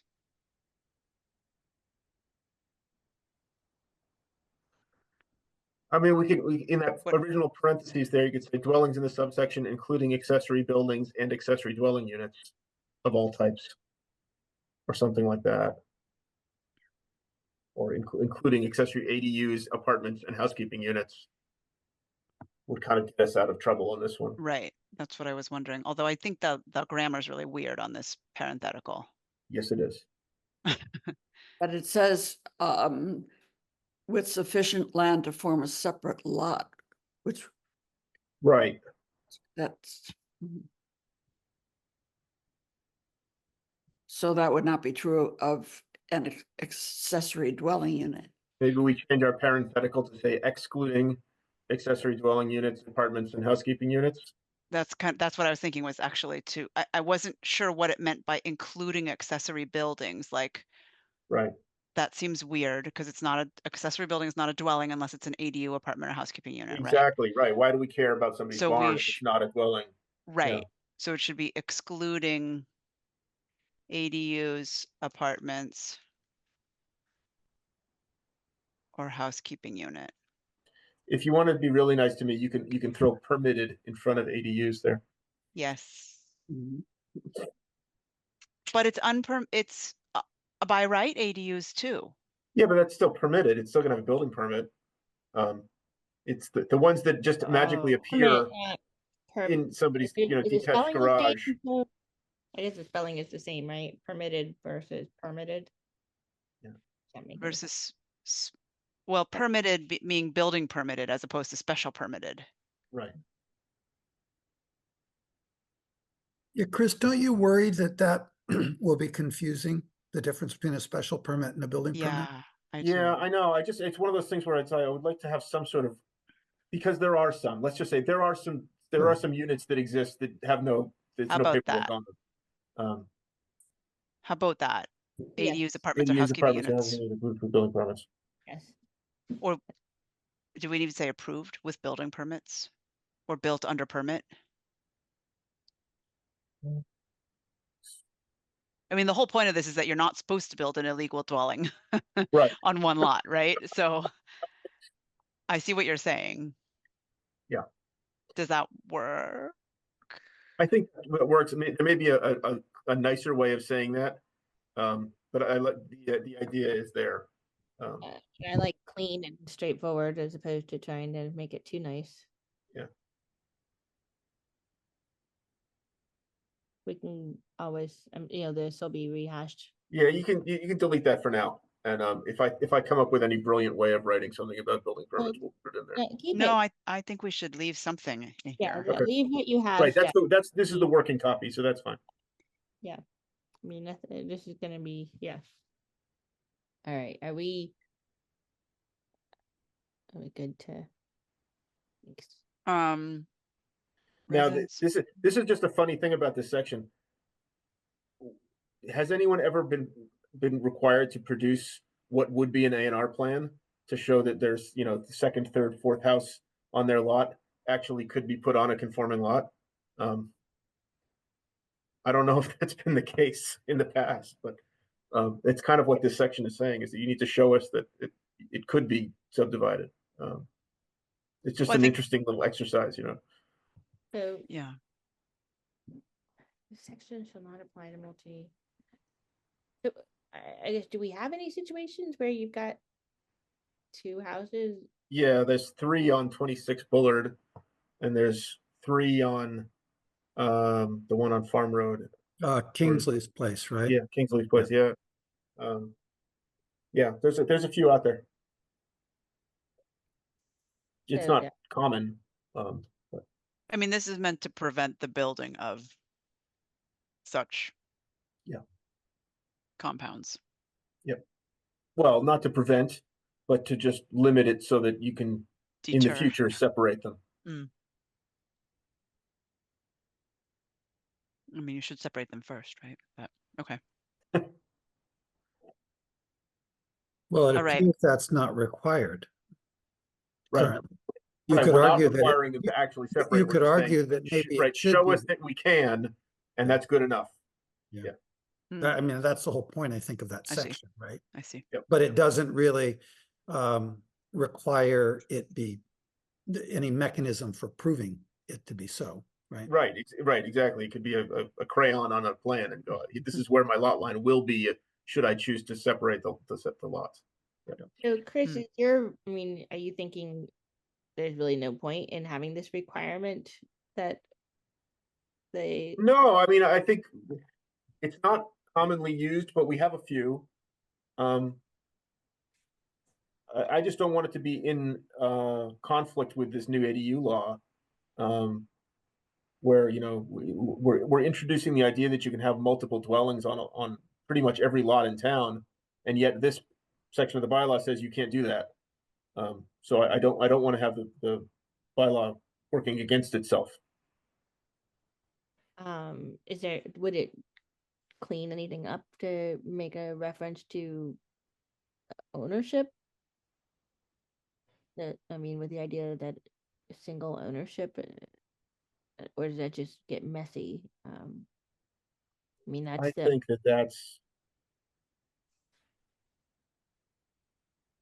that's sort of going beyond what zoning typically is going to deal with. I mean, And I Chris, honestly don't know if would it be legal to like condoize the second house on my gigantic lot and sell it off? I don't know. well, not without a properly defined parcel, right? That Right. meets the zoning requirements. And in some ways, I think you're right. I hadn't thought of it before, but the whole thing with ADUs.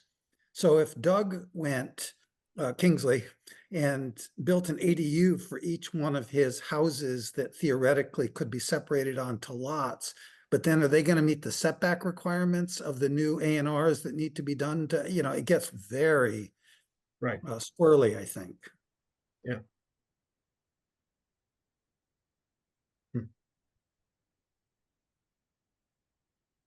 Right, so I don't think we have a solution here other than what I do like the edits that are made thus far are cleaner.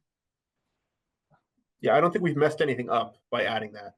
Yeah. So that's a good thing.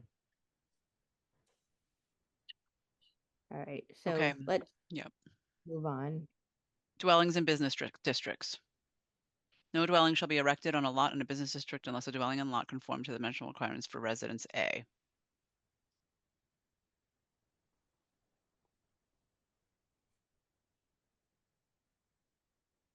ADUs should be allowed by right, yet our definition of dwelling may be a conflict here.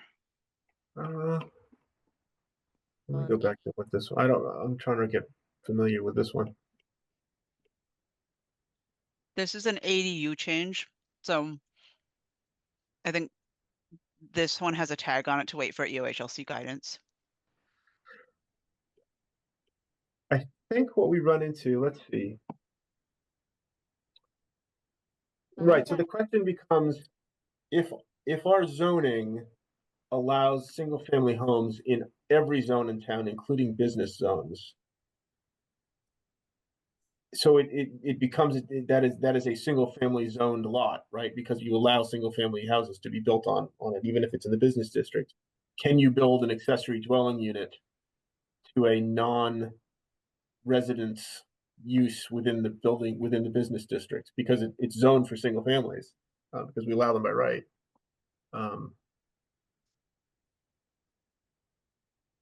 So is this imposing? I mean, I have no idea. Is this like a scenario where you'd have an ADU on attached to a business as opposed to a? I think that was Heidi's concern. I don't know if it would even happen. I mean, you have.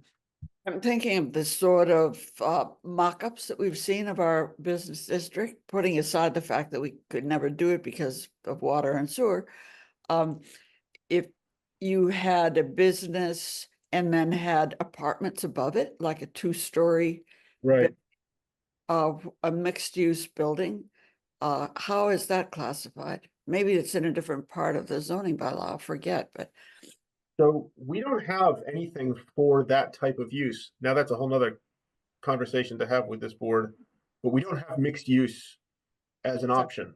He's talked about wanting to have and didn't Yeah. realize. I don't think anyone realized we prohibited it, even though everybody says we'd like it.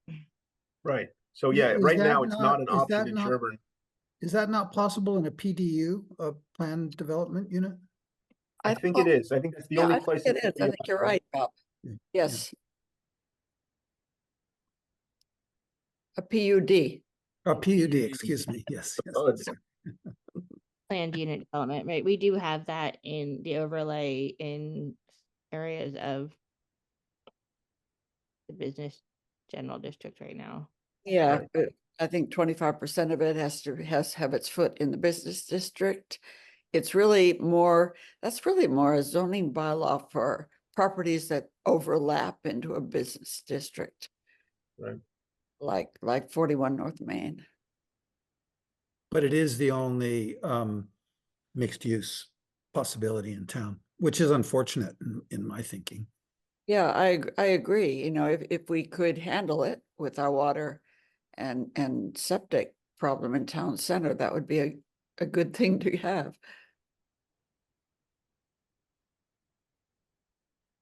So I think, are we talking about waiting on this one to sort of get more guidance on the ADU? I think so. I think we need to. Yeah, I that's think for now kind of alerted. We're alerted to the fact that something that we've said from a planning perspective, we'd like to have more mixed use development. And now here we are confronted with, oh, wait, we are limited on that ability aside from the infrastructure issues. But anyway, let's come back to this. Let's put a note that this is, again, all of these things might, trying to bring everything forward this town meeting might be, we're kind of going through identifying, and this will be a continuing list, work in progress. And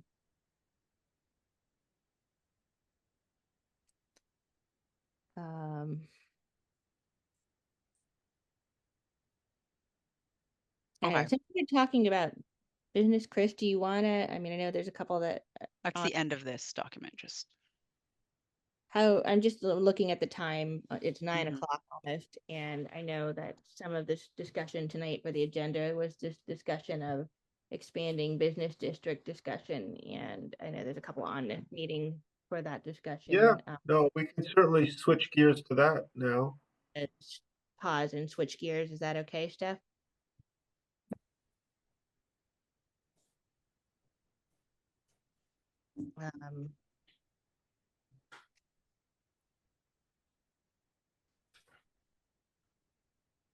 Okay, All right, so do you want me to sort of give Yeah. the spiel on this? yes, please. Okay. So Heidi and I have been talking to a property owner up on the northern part of Western Avenue about parcel of land that he owns. It's relatively big in area and would potentially be a reasonable business use in town. It's, you know, obviously zoned residential up there. And so we were discussing sort of what would be the options to something other than residential use. Because our bylaw is so restrictive, we can't, the zoning board can't issue use variances, right, for anything. So if it's a prohibited use in a residential zone, you're not going to get a use variance like you might be able to do in another town. So the idea came up of, well, you know, maybe it would merit rezoning if it's really something that this person is interested in doing. And we sort of looked at the area around it, and it looks like it's parcel is 26 Western Ave, and everything to the north of that is actually non-residential use. So we said, well, geez, maybe this is an opportunity to make a little sort of business district in the corner of Western Ave. The topmost parcels are part of the Odessa complex. The next one down is, I think, the fire department's. But I can little- share my screen. That Yeah, if you've got the map, that'd be great. Wait, Um, didn't we talk about this property some years ago? we I did think we talk did about it. talk about this in a limited scope for solar purposes. We were talking Um, about it for solar. We The- were talking about it Odessa expansion at the time, and this is. Let me just. Where Is this not the one that was also potentially proposed for like a landscaping supply company or something? that's, I think the owner's goal is to have something like a landscape supply. We had talked about it in the context, I was not part of the planning board, but the planning board had talked about it in the context of a zoning overlay for business. Right, and that could be another option. This is just sort of an opportunity to sort of figure out what the right way to do this might be. Mhm. So, right, that's the sort of southernmost of the 4 or 5 parcels that could potentially be in this little business zone. The one that's highlighted would be potentially the landscape business. And then I think above that is Eversource. Above that is the fire department, has a little practice area and staging area. And then above that is Odessa. So it's certainly not out of character for what's already happening in that part of. Yeah, this is Odessa. This is Odessa. These two are Odessa, where the solar panels already are. This is the fire department training. This is NSTAR, and these high tension wires come to the station here. Is that where that little farm stand is? No, No, the blueberries down here. This is no, that's rural land. This Trying is to picture. the blueberry farm on the other side. So these high tension wires kind of make a defining break potentially, unless you wanted to, I think we're there's some Sherborn Rural Land Foundation land in there as well. Yep. What you're highlighting is Sue Tyler's old place, right? Yes. correct. Yep. But between that and the Blueberry Farm, there is Sherborn Rural Land Foundation Right. land, and I don't see where. Okay, oh, is that it? Yeah, it has. Yeah. It has enough frontage to have a gate, but okay. Okay, got it. So it's Sue Tyler's old place. Yeah, right now it's quite wooded, and if all that stuff weren't just north of it, you'd think it was quite rural. But it is kind of in an isolated place. The landscape, the guy who wanted to do landscape is actually across the road.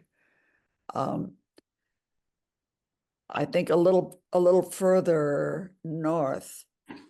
think they're just, No, that's a different person. It's a different person. 19, yes. That's right. It's a different person and a Yep. different issue altogether.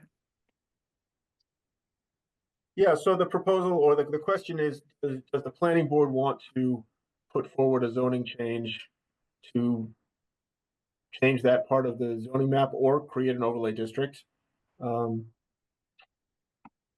To allow some additional uses to happen in that corner of town. Now, I said, if we're gonna play with the zoning map, I really want to fix one parcel. And I made a little map today, which I sent to Addie Mae. I don't know if you can put it up. Uh. But there's an old cider mill on 47 Forest Street. It's in a residential zone, and it's office space and warehouse space, and it's been there for 100 years. It really should be zoned BP instead of residence. And so I said, well, if we're gonna mess with the map, we might as well correct that because that use is pretty darn well established in that location.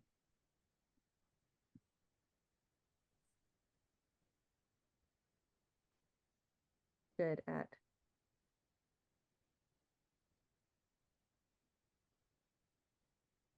Sent it this morning, right? Yeah. Yeah, there it is.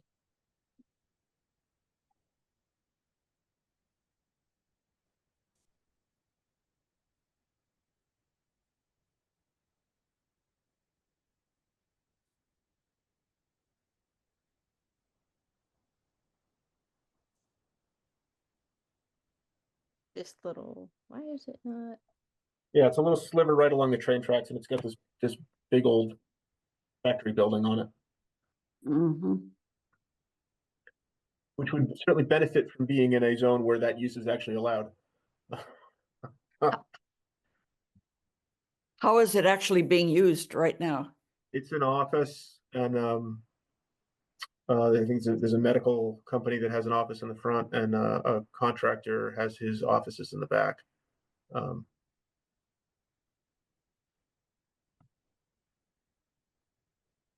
But it's sort of operating under the, pre-existing non-conforming use going back to when it was a cider mill. Is that the one off Goulding? No. Where's Stormalong? Is that Stormalong's off Goulding, right? Stormalong's off Goulding, yeah. Okay. Got it. Yeah, but they've moved their Right, operation. he's moved, they've moved all their production out of town. Oh, Well, he's Yeah, supposed to have. they've moved everything to, well, I guess Leominster. oh. Why is not, I'm not getting a clean screen here to share. I don't know. I opened this wrong, so let's see. You might need to download it and open it, but Yeah, is that That's better? Just to see this person, kind of get your orientation. So I know years ago we had talked about, instead of rezoning, we would talk about doing an overlay district. So that the residence was still primary use and but it was an allowable business overlay as opposed to, I guess so what happens if we were to, like, more so with the upper left quadrant here, if we rezoned it as business, now you've got the conflict with residences. I mean, I know we currently have residences in our town center that's zoned business general, and there's some residences in there because they were pre-existing. Well, within that block of properties being rezoned, only one of them has a residence on it. And if it was in the BG zone, it would be an allowed use. So could we If- allow we allow single family residences in all. Right, Right, okay, so it's basically by rezoning the single families are still allowed use. correct. This It isn't- just opens up the door for other potential uses, most of which our bylaw requires a special permit for, so it's not like we have hardly anything that's by right. Even within the business zone. Pretty much everything involves a special permit, and if it was going to become a landscape business, it would also require site plan approval. and conservation approval and Board of Health approval. I mean, there would be a lot of steps to get there. But For the all. question of use is kind of the first one to answer. Chris, does anyone live on the Forest Street property? On the forestry property, no, it's entirely a commercial building. Okay, And I opted for BP district for that one. It's more restrictive than BG, so it doesn't allow like a restaurant or other things like that, but it does allow office use, and kind of what it's already being used for now would be an allowed use or special permitted use at least. BP, business professional, like the road, like the Correct. professional building, the barn and Yep. town center.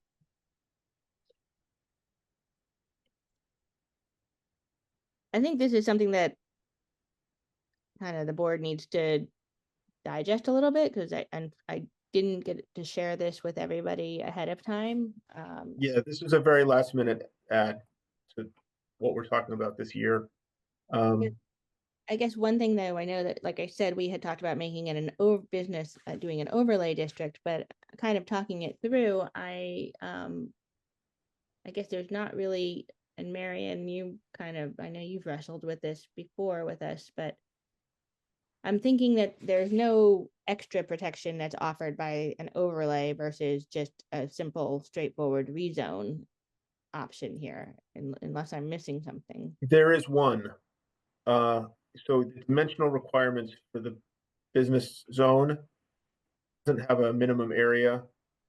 It has a frontage requirement and a lot width and depth requirement, but there's no area. So I suppose in theory you could redivide lots if they were rezoned to the business zone, say, in a different way than you would be able to do it if it was in a residence-based zone. I don't know if it's really applicable to what we're talking about on this property, but they do have different dimensional requirements. So I suppose you could retain the old zoning dimensions of the base zoning layer, and then you could add the uses in the overlay. yeah, could I comment on that one up on Western Ave? My hand's up and nobody's talking, so I guess Yeah, I'll. go ahead. Jump in. We had a long discussion on this particular property back in the day. Steph, I think you'll remember, maybe Addie Mae remembers. And I think Sue Tyler wanted to sell it to someone who wanted to do a landscaping business. It was something like that. And we ended up not changing the zoning on that. And as I recall, some of the reasons that we declined to change the zoning on that was that it is actually, the property is in quite a natural state. There's wetlands in the back, and it does form a sort of buffer between rural land and the blueberry farm and the very, developed area to the north of that. And we were considering what a landscape business could look like on that lot. A lot of cutting of trees and clearing and piles of stuff, the sort of thing you see in a landscaping business. In fact, the same guy who was interested in that had a landscaping business, I think in Framingham or somewhere else, not Framingham.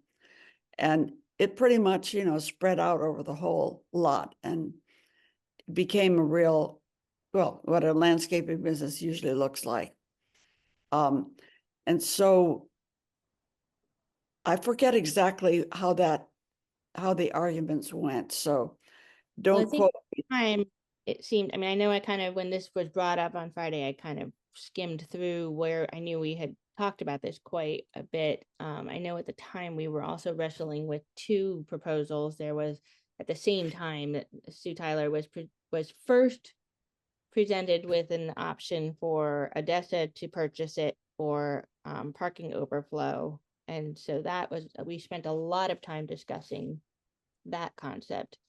And then the landscape option was presented, and we talked about it, but nothing in the notes, and we had concerns, but I don't know if, I think everyone was just exhausted, and we didn't have anything, because what was commented is without a clear plan on what that landscape company, use of the land could look like. It was kind of decided, well, until there was some better idea of what that property could look like and how it would not totally change, that, to your point, that buffer zone. And I guess, and as we're talking through, perhaps an overlay would be preferable to a rezone, because you could keep the underlying setbacks, which would be greater than traditional business setbacks. I think it's worth not shutting this down, but doing some more kind of thinking. Just, it is in an area of, I understand that it's next to the Barber, it kind of backs up to the Barber Reservation and a lot of rural land and property, but it's also got some other parcels in that land that are not wooded and forested, and I guess finding ways to allow some other uses. Again, even allowing the use then would still require going through permitting processes. So there are safeguards.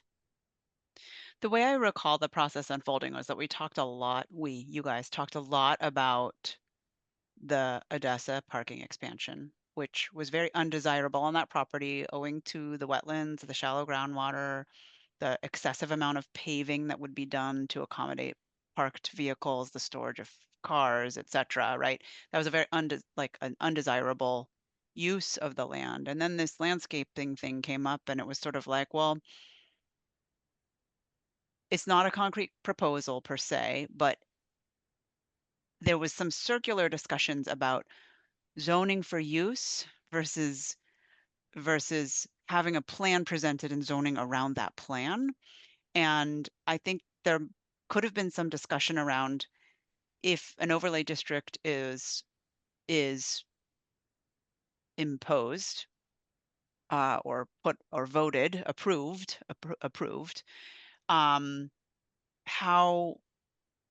how much control does the town lose, right? Like, so if we were to do a business district overlay, that would some sort of an overlay that would allow for a landscaping company. What happens if Odessa buys the land, right? Is there a way to do an overlay that precludes some uses and not others? I just recall a lot of meshing of the two concepts and wondering if there was a way to separate, or wondering if there was waiting for a more concrete proposal before specifying an overlay language, right? And there wasn't a very clear proposal at the time.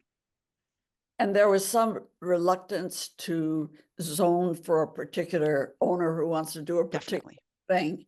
We want to zone what's best for the land and best for the town without regard to what a particular person wants to do. That was another part of the discussion. So here's an interesting fact. If it was rezoned for either business general or business professional, the bylaw says accessory storage and parking of automobiles is not applicable in those two zones. It's permissive in all the residential zones. So it almost answers the question about Odessa for us, if it was to become a business zone up there. Yeah. Right. But anyway, that's for another day. I won't weigh in anymore. I think, I know kind of just when I had gone back and looked at my notes, I think like we referenced, so much was discussed about Odessa, and kind of there was this simultaneously, there was a lot of discussion going on about Holliston and their expansion of Odessa overflow parking. And there was a lot going on that maybe made it difficult to think about this as a pure zoning question. And I do think there's something to look at here from zoning for, again, looking at our town and looking at some areas where maybe expanding uses allowed with some, approval processes of what those, but right now there is no mechanism to even allow anything other than a residence here. So the question being asked is, are we interested in considering expanding, providing an option for expanded use? And then the other one is a housekeeping, where you have a building that's being used as a business professional building on Forest Street and has been for probably centuries almost. And it should be zoned correctly. So I don't think we're not going to come to any conclusion on this tonight, I don't think, but I think something to consider. And maybe I know Heidi and Chris will have further discussions, and maybe we can bring something back or bring some further information to the planning board about what something could look like, and what would, and while, in the interest of town, of kind of preserving what people have concerns about with buffers and,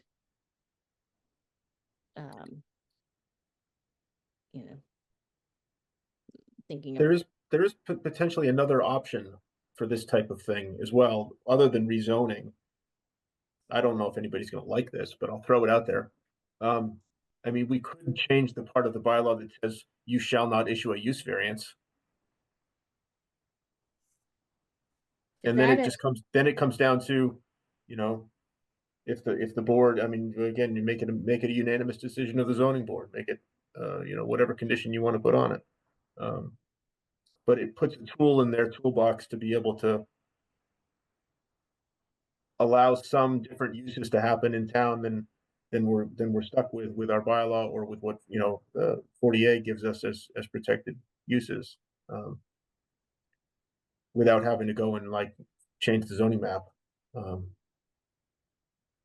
everywhere that somebody wants to try to do something a little different than a house. Again, I don't know if there's an appetite for that, but I mean, that's the other way that you go. Jim, do you have any thoughts on that? Can I share my screen to see if I'm looking at the same thing that you're talking about, Chris? Yep.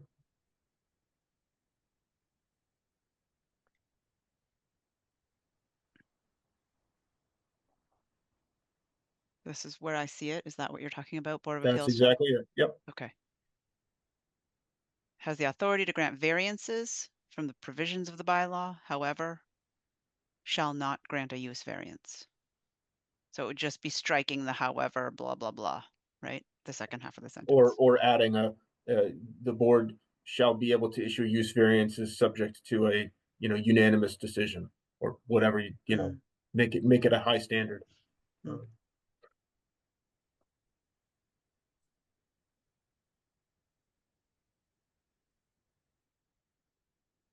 As of the Board of Appeals, not the planning board. Correct. ZBA. Yeah.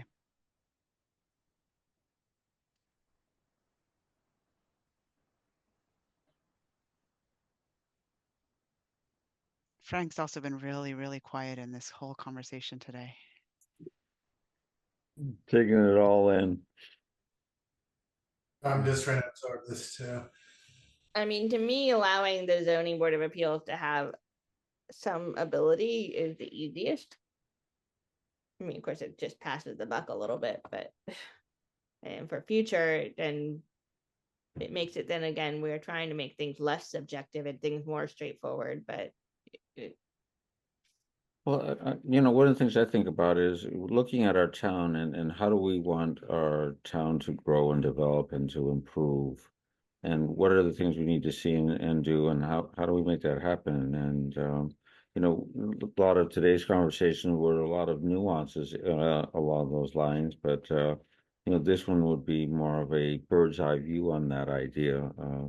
We're we're actually looking at different parts of our town and different uses for those different parts of our town. So, I think that's a really critical, important conversation to have, and how we, how the town will look and how it could change over time is really an important step to take, and we want to make sure we do that with a lot of thought, and not just have one group weigh in on that, but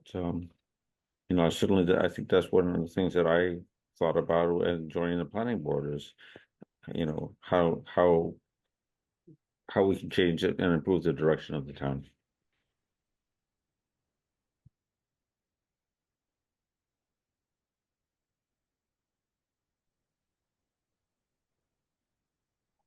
I mean, that's a good observation on Frank's part. In a case like this, I mean, I kind of like to step back and say there's no landscaper who wants to use this particular lot for a particular purpose. Looking at that corner of town, is there something that the town would like to see there? Or would not like to see there? I mean, what's the best use of that corner of town, given all the needs of the town, including housing and whatever else? Look at it with a broad view first, and then maybe get down to the specifics. And one of those other views could possibly be, even if it was off the road, some battery energy storage system, because if there was going to go someplace, that might be the place for it to go. So I think there's a number of things to think about for that particular area.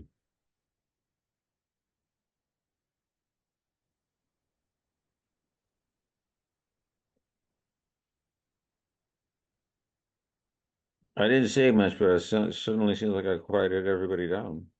Well, it's just there's a mechanism question here, right? Which is like, is the suggestion, Frank, that we zone for best use as the planning board, or is the suggestion that allowing the ZBA to weigh in on some of these decisions provides either more flexibility or too much distance from planned intentional planning, right? Like, how does that, it's a good observation. I completely agree, but does your mechanism involve, are you suggesting a mechanism that's more like intentional zoning by the planning board versus more reactive exceptions and use variance by the zoning board? Because there's different ways we could go about it. And are either of those more appealing for what you're suggesting? Yeah, I was looking at the first one,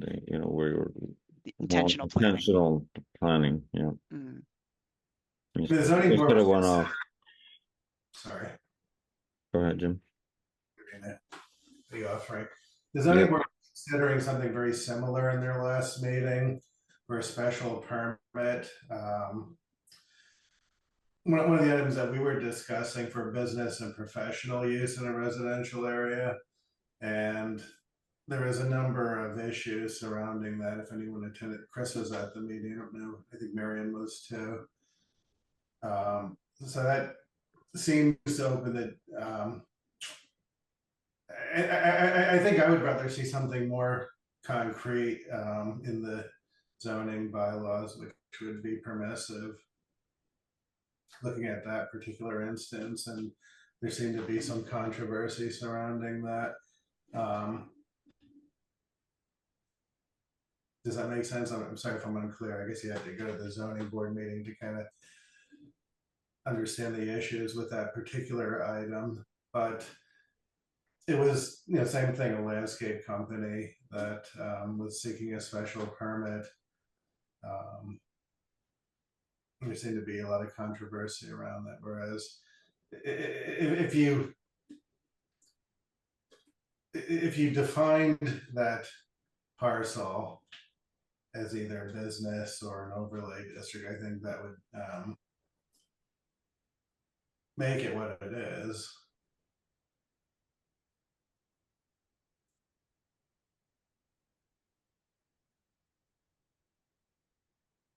If that's desired. So it sounds like there's a preference then to not necessarily remove the prohibition on use variance. Right, not fix this language or alter this language, but rather to take a zoning approach to it. Yeah, that would be my preference.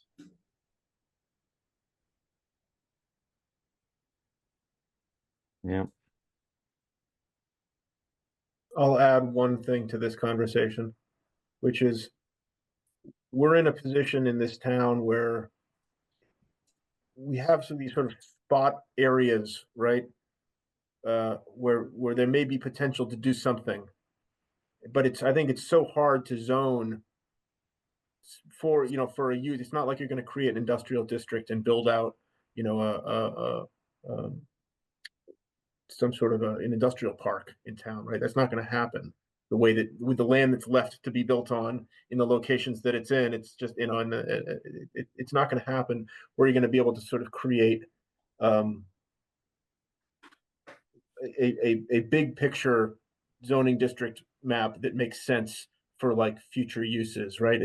We end up with this sort of like reactionary thing where somebody wants to do something that's sort of out of the usual playbook in Sherborn, and we don't really have a way to deal with that. And again, I don't think that necessarily deleting the use variance prohibition is the right way to go, but I do think it begs the question of what is the right way to go? Is there some way to allow there to be a little bit more flexibility within town to have, the potential for some of these properties that have been, either underdeveloped or not developed at all over the years to sort of be reconsidered, or are we going to be always sort of behind the eight ball here, trying to you know catch up to what people really want to do? And I don't have an answer for this, but we're in an unusual position. In other towns that I've worked in where there's water and sewer, and there's a lot of established maybe non-conforming stuff happening on the on the zoning level in town. We were able to make changes to the zoning maps that made sense, right? You got a whole area of two-family houses on 10,000 square foot lots, and yet somebody rezoned it in the 60s to be single family zoning and 40,000 square foot lots. Well, you put it back to the way it was, everything's conforming, or you try to fix it. I just don't feel like Sherborn has that that ability necessarily to sort of pick an area and fix it, or set it up for some future thing that you want to do, because it's so sporadic. You have these sort of random big lots, all around town. Anyway, yeah, I don't know. I would love to see there to be some kind of a process to get a little more creative, but I don't know what that's going to look like. Yeah, I mean, I guess I don't know what the process, other than enabling the zoning board of appeals to grant use, to change use variance when, which on the one hand, like you say, there might be some weird oddball plans, and they're able to then grant a use, tie it to whatever they're approving the business, and so it's not a zoning, it's just tied to that use, that particular use, and so they can have, it keeps the underlying zoning, and it just allows then that particular reviewed, and that fear of, okay, that the fear with the previous discussions on rezoning that area, if, well, what if it's landscape, and then what if it gets sold and it's then something different? If we rezoned it, then we have no safeguards, whereas by allowing the Board of Appeals to look at each business individually, then it allows it to, it's a one-time, it's a unique use change, and it only is tied to that approval. And they're Right, on that lot on for that that lot, specific person. Yeah. right? So it's the easiest kind of, again, it's not, if we're saying, well, we want everything to be fair for everybody, well, that, it doesn't necessarily do that, but it does allow for some creative use, and in potentially the most protected manner. I mean, I think that would apply to that one particular special permit application. So Yeah, isn't, that's, oh, go ahead. sorry. In that case, if the planning board and zoning board and others, of course, Concom and others, could have a say in how that landscaping business is laid out, such that the wetlands are protected and a buffer between Sherborn and rural land is retained. I would, what I have a problem with is simply changing zoning for one guy who wants to do one thing with his lot and then turning him loose. And we know what's going to happen there. It's going to, it could be not what we expected, or not what we want to be, the lot to be permanently turned into, and, unable to be fixed, sort of thing. So, I mean, there's got to, I guess what I'm coming down to with a lot of unnecessary verbiage is just, there's got to be a middle ground here somewhere, and I'm not sure what it is. Yeah, the way I've been thinking about this through this conversation is that when you rezone, you're trying to create an opportunity, right? But in Sherborn, we get nervous about creating blank check opportunities, right? Because we have a lot of constraints, whether those be natural resources or utilities or whatever. We'd we're the amount of available land for opportunities is small, and it's possible that a variance process through ZBA or a special permit type of process would be more fitting for these remaining pockets of opportunity where we could have more control over the exceptions and the variances that are allowed, as opposed to zoning, which creates sort of that blank check opportunity for anyone to come in. So on a site like this, where we're talking about wetlands very nearby and serving as a buffer and wanting to have a buffer between Odessa and the rest of the town, right? Like, if we were to rezone it or overlay it, it would be an open door, as opposed to some other process that's more reactive based and looking at one proposal on one lot on a specific set of conditions. So I hear what you're saying there, and I don't disagree. And for this one particular situation, and in this one particular lot, that seems like the logical thing, and that might be the right thing. Maybe just in general, however, as a planning board, we should look more at our town to see what it is we could do with the rest of our town to develop and grow it in such a way that it's beneficial, where we're not haphazardly, because of a person situation, anywhere in town wanting to do something special, and therefore we're always at the whim of whoever comes in to ask us for something, versus us planning how and where this is going to happen, and have some planning board constraints or permitting constraints around that thing. It's kind of like a balance of both different types of mechanisms, right? Like, we want to do as much proactive planning as we can, but in certain circumstances, maybe it's hard to do it. Yeah. That being said, I mean, our Board of Appeals has just as many concerns as the planning board does on kind of the nature, the character of Sherborn and preserving it. So, I mean, it's not, I think there is a point where perhaps that is an option that we'd want to consider, that just removing that limit on them from being able to weigh and decide if a use, I mean, we know anything would be, you know, first of all, there would be a hearing, and there would be public discussion, and we would be able to weigh in our own views on a proposal. And so, but right now, not that discussion can't even happen. So, and it still is to remove that line is, it's in our zoning bylaws, so it would still have to go to town meeting. So I'm sure we'll, you know, have to, that'll be an interesting discussion. But I mean, if we're having it now, but I think I don't know, I guess just the question is anyone after tonight interested in furthering exploring that discussion and reaching out to zoning board members, zoning board ZBA members, and their thoughts, and, you know, continuing to explore this idea of adjusting that use limitation? Yeah, I brought up that example because I think it's something that they're considering right now, like kind of crossing over that limit between allowing a few trucks for a landscaping business versus something bigger. And I think that, this just opens the door for something bigger. That would be my concern.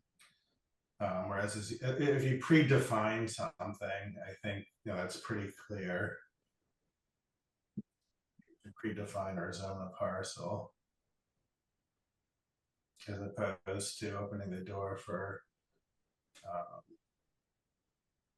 anyone really to seek a.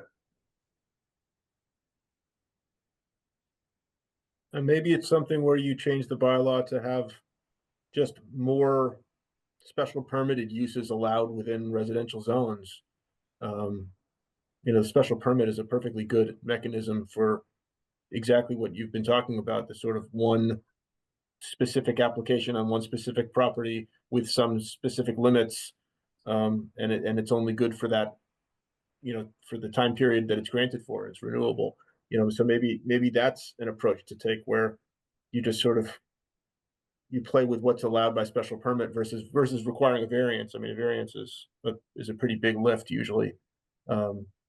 And most people don't meet the standards for it anyway. So, it could be something like, well, what types of things might we be willing to allow special permitted, to be special permitted within residential zones? Keep it residential, but just take a look at, what types of things could be allowed by special permit. I mean, maybe that's a more palatable approach than to say it needs a use variance. Yeah.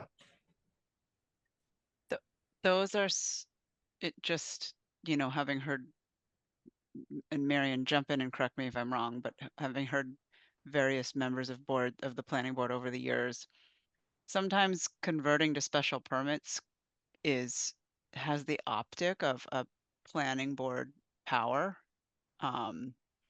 as opposed to, because it takes the special permit is in the jurisdiction of the planning board rather than going to a vote like a zone does, right? So changing the use exception, the use variance, changing the zoning, that's all town voted upon. But allowing the planning board the authority to grant or deny special permits takes that out of the hands of the public.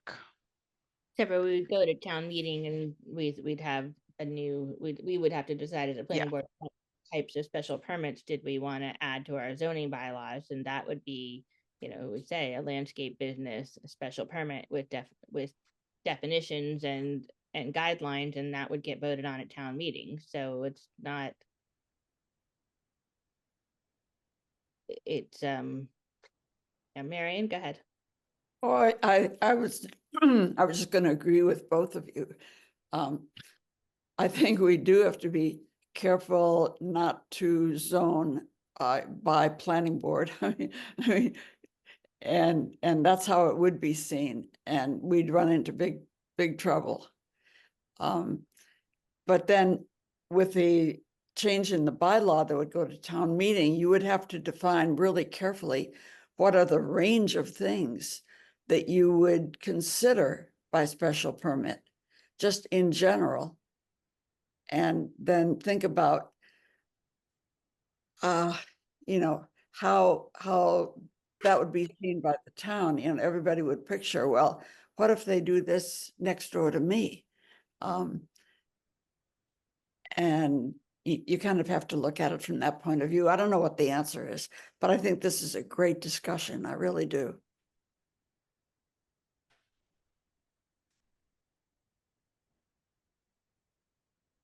How soon does the decision need to be made on this? I mean, we're not talking about, are we talking about this for this town meeting? I don't think so. I think there's always someone who's hoping. And then there's always, I mean, It's just late to the game for a whole new bylaw, considering all of the stuff that's on our plate right now. This would not fall under housekeeping or consent or anything like that. I mean, this is a bigger discussion, in my opinion. I agree.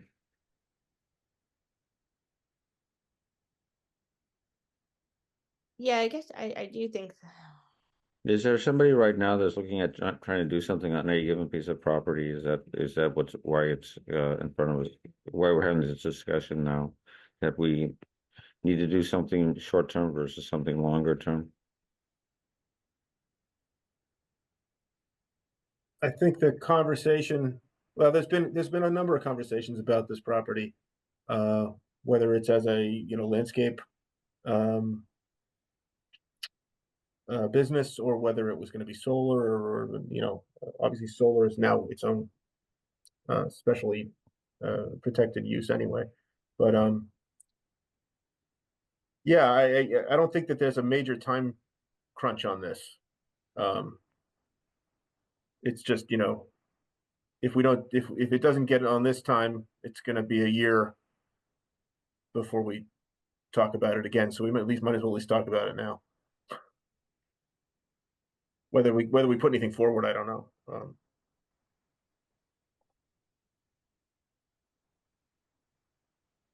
I mean, I It'd be know nice to have kind of a strategy, right? Do we want to change the map? Do we want to change the bylaw? Do we not want to change anything?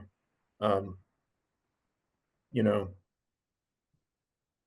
and at least know that the next cycle around, we have a direction to go in, to try to address some of these kind of issues.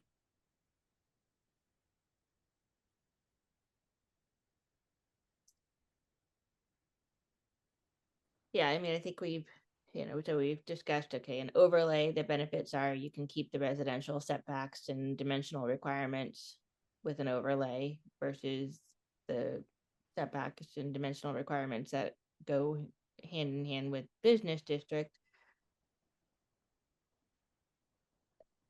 And then there's the use variance discussion of simply not rezoning and allowing ZBA to,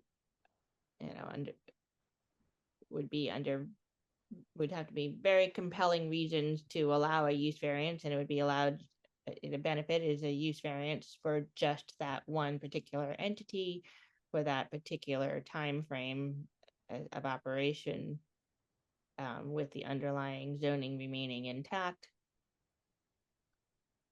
I think, we are trying to allow some, that allows for just that there are some strange pockets in town, which you wouldn't want to rezone the whole thing, but potentially there's a creative use that right now, the only thing that's allowed is single family.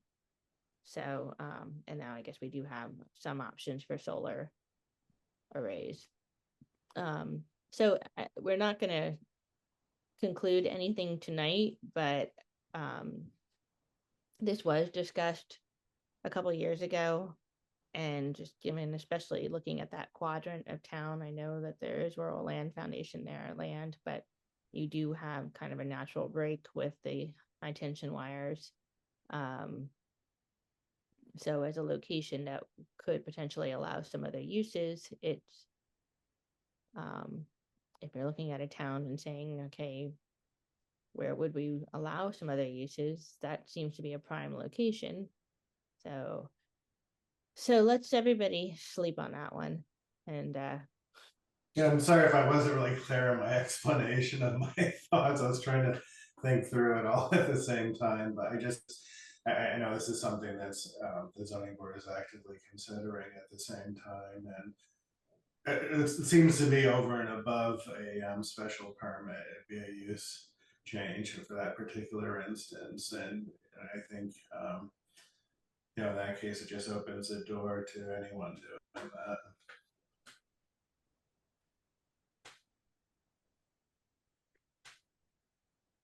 all right.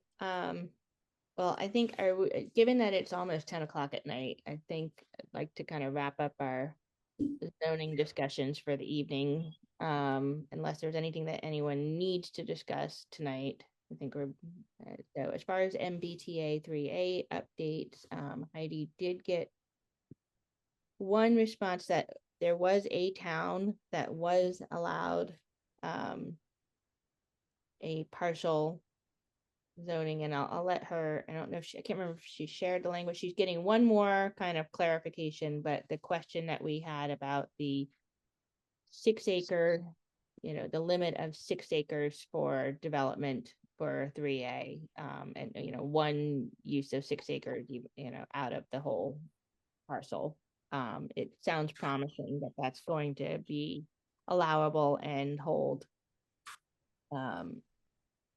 So again, I'll let her share the exact language, like she was getting clarification from one more source. I don't believe we have any further ADU updates other than all of this discussion that we had this evening.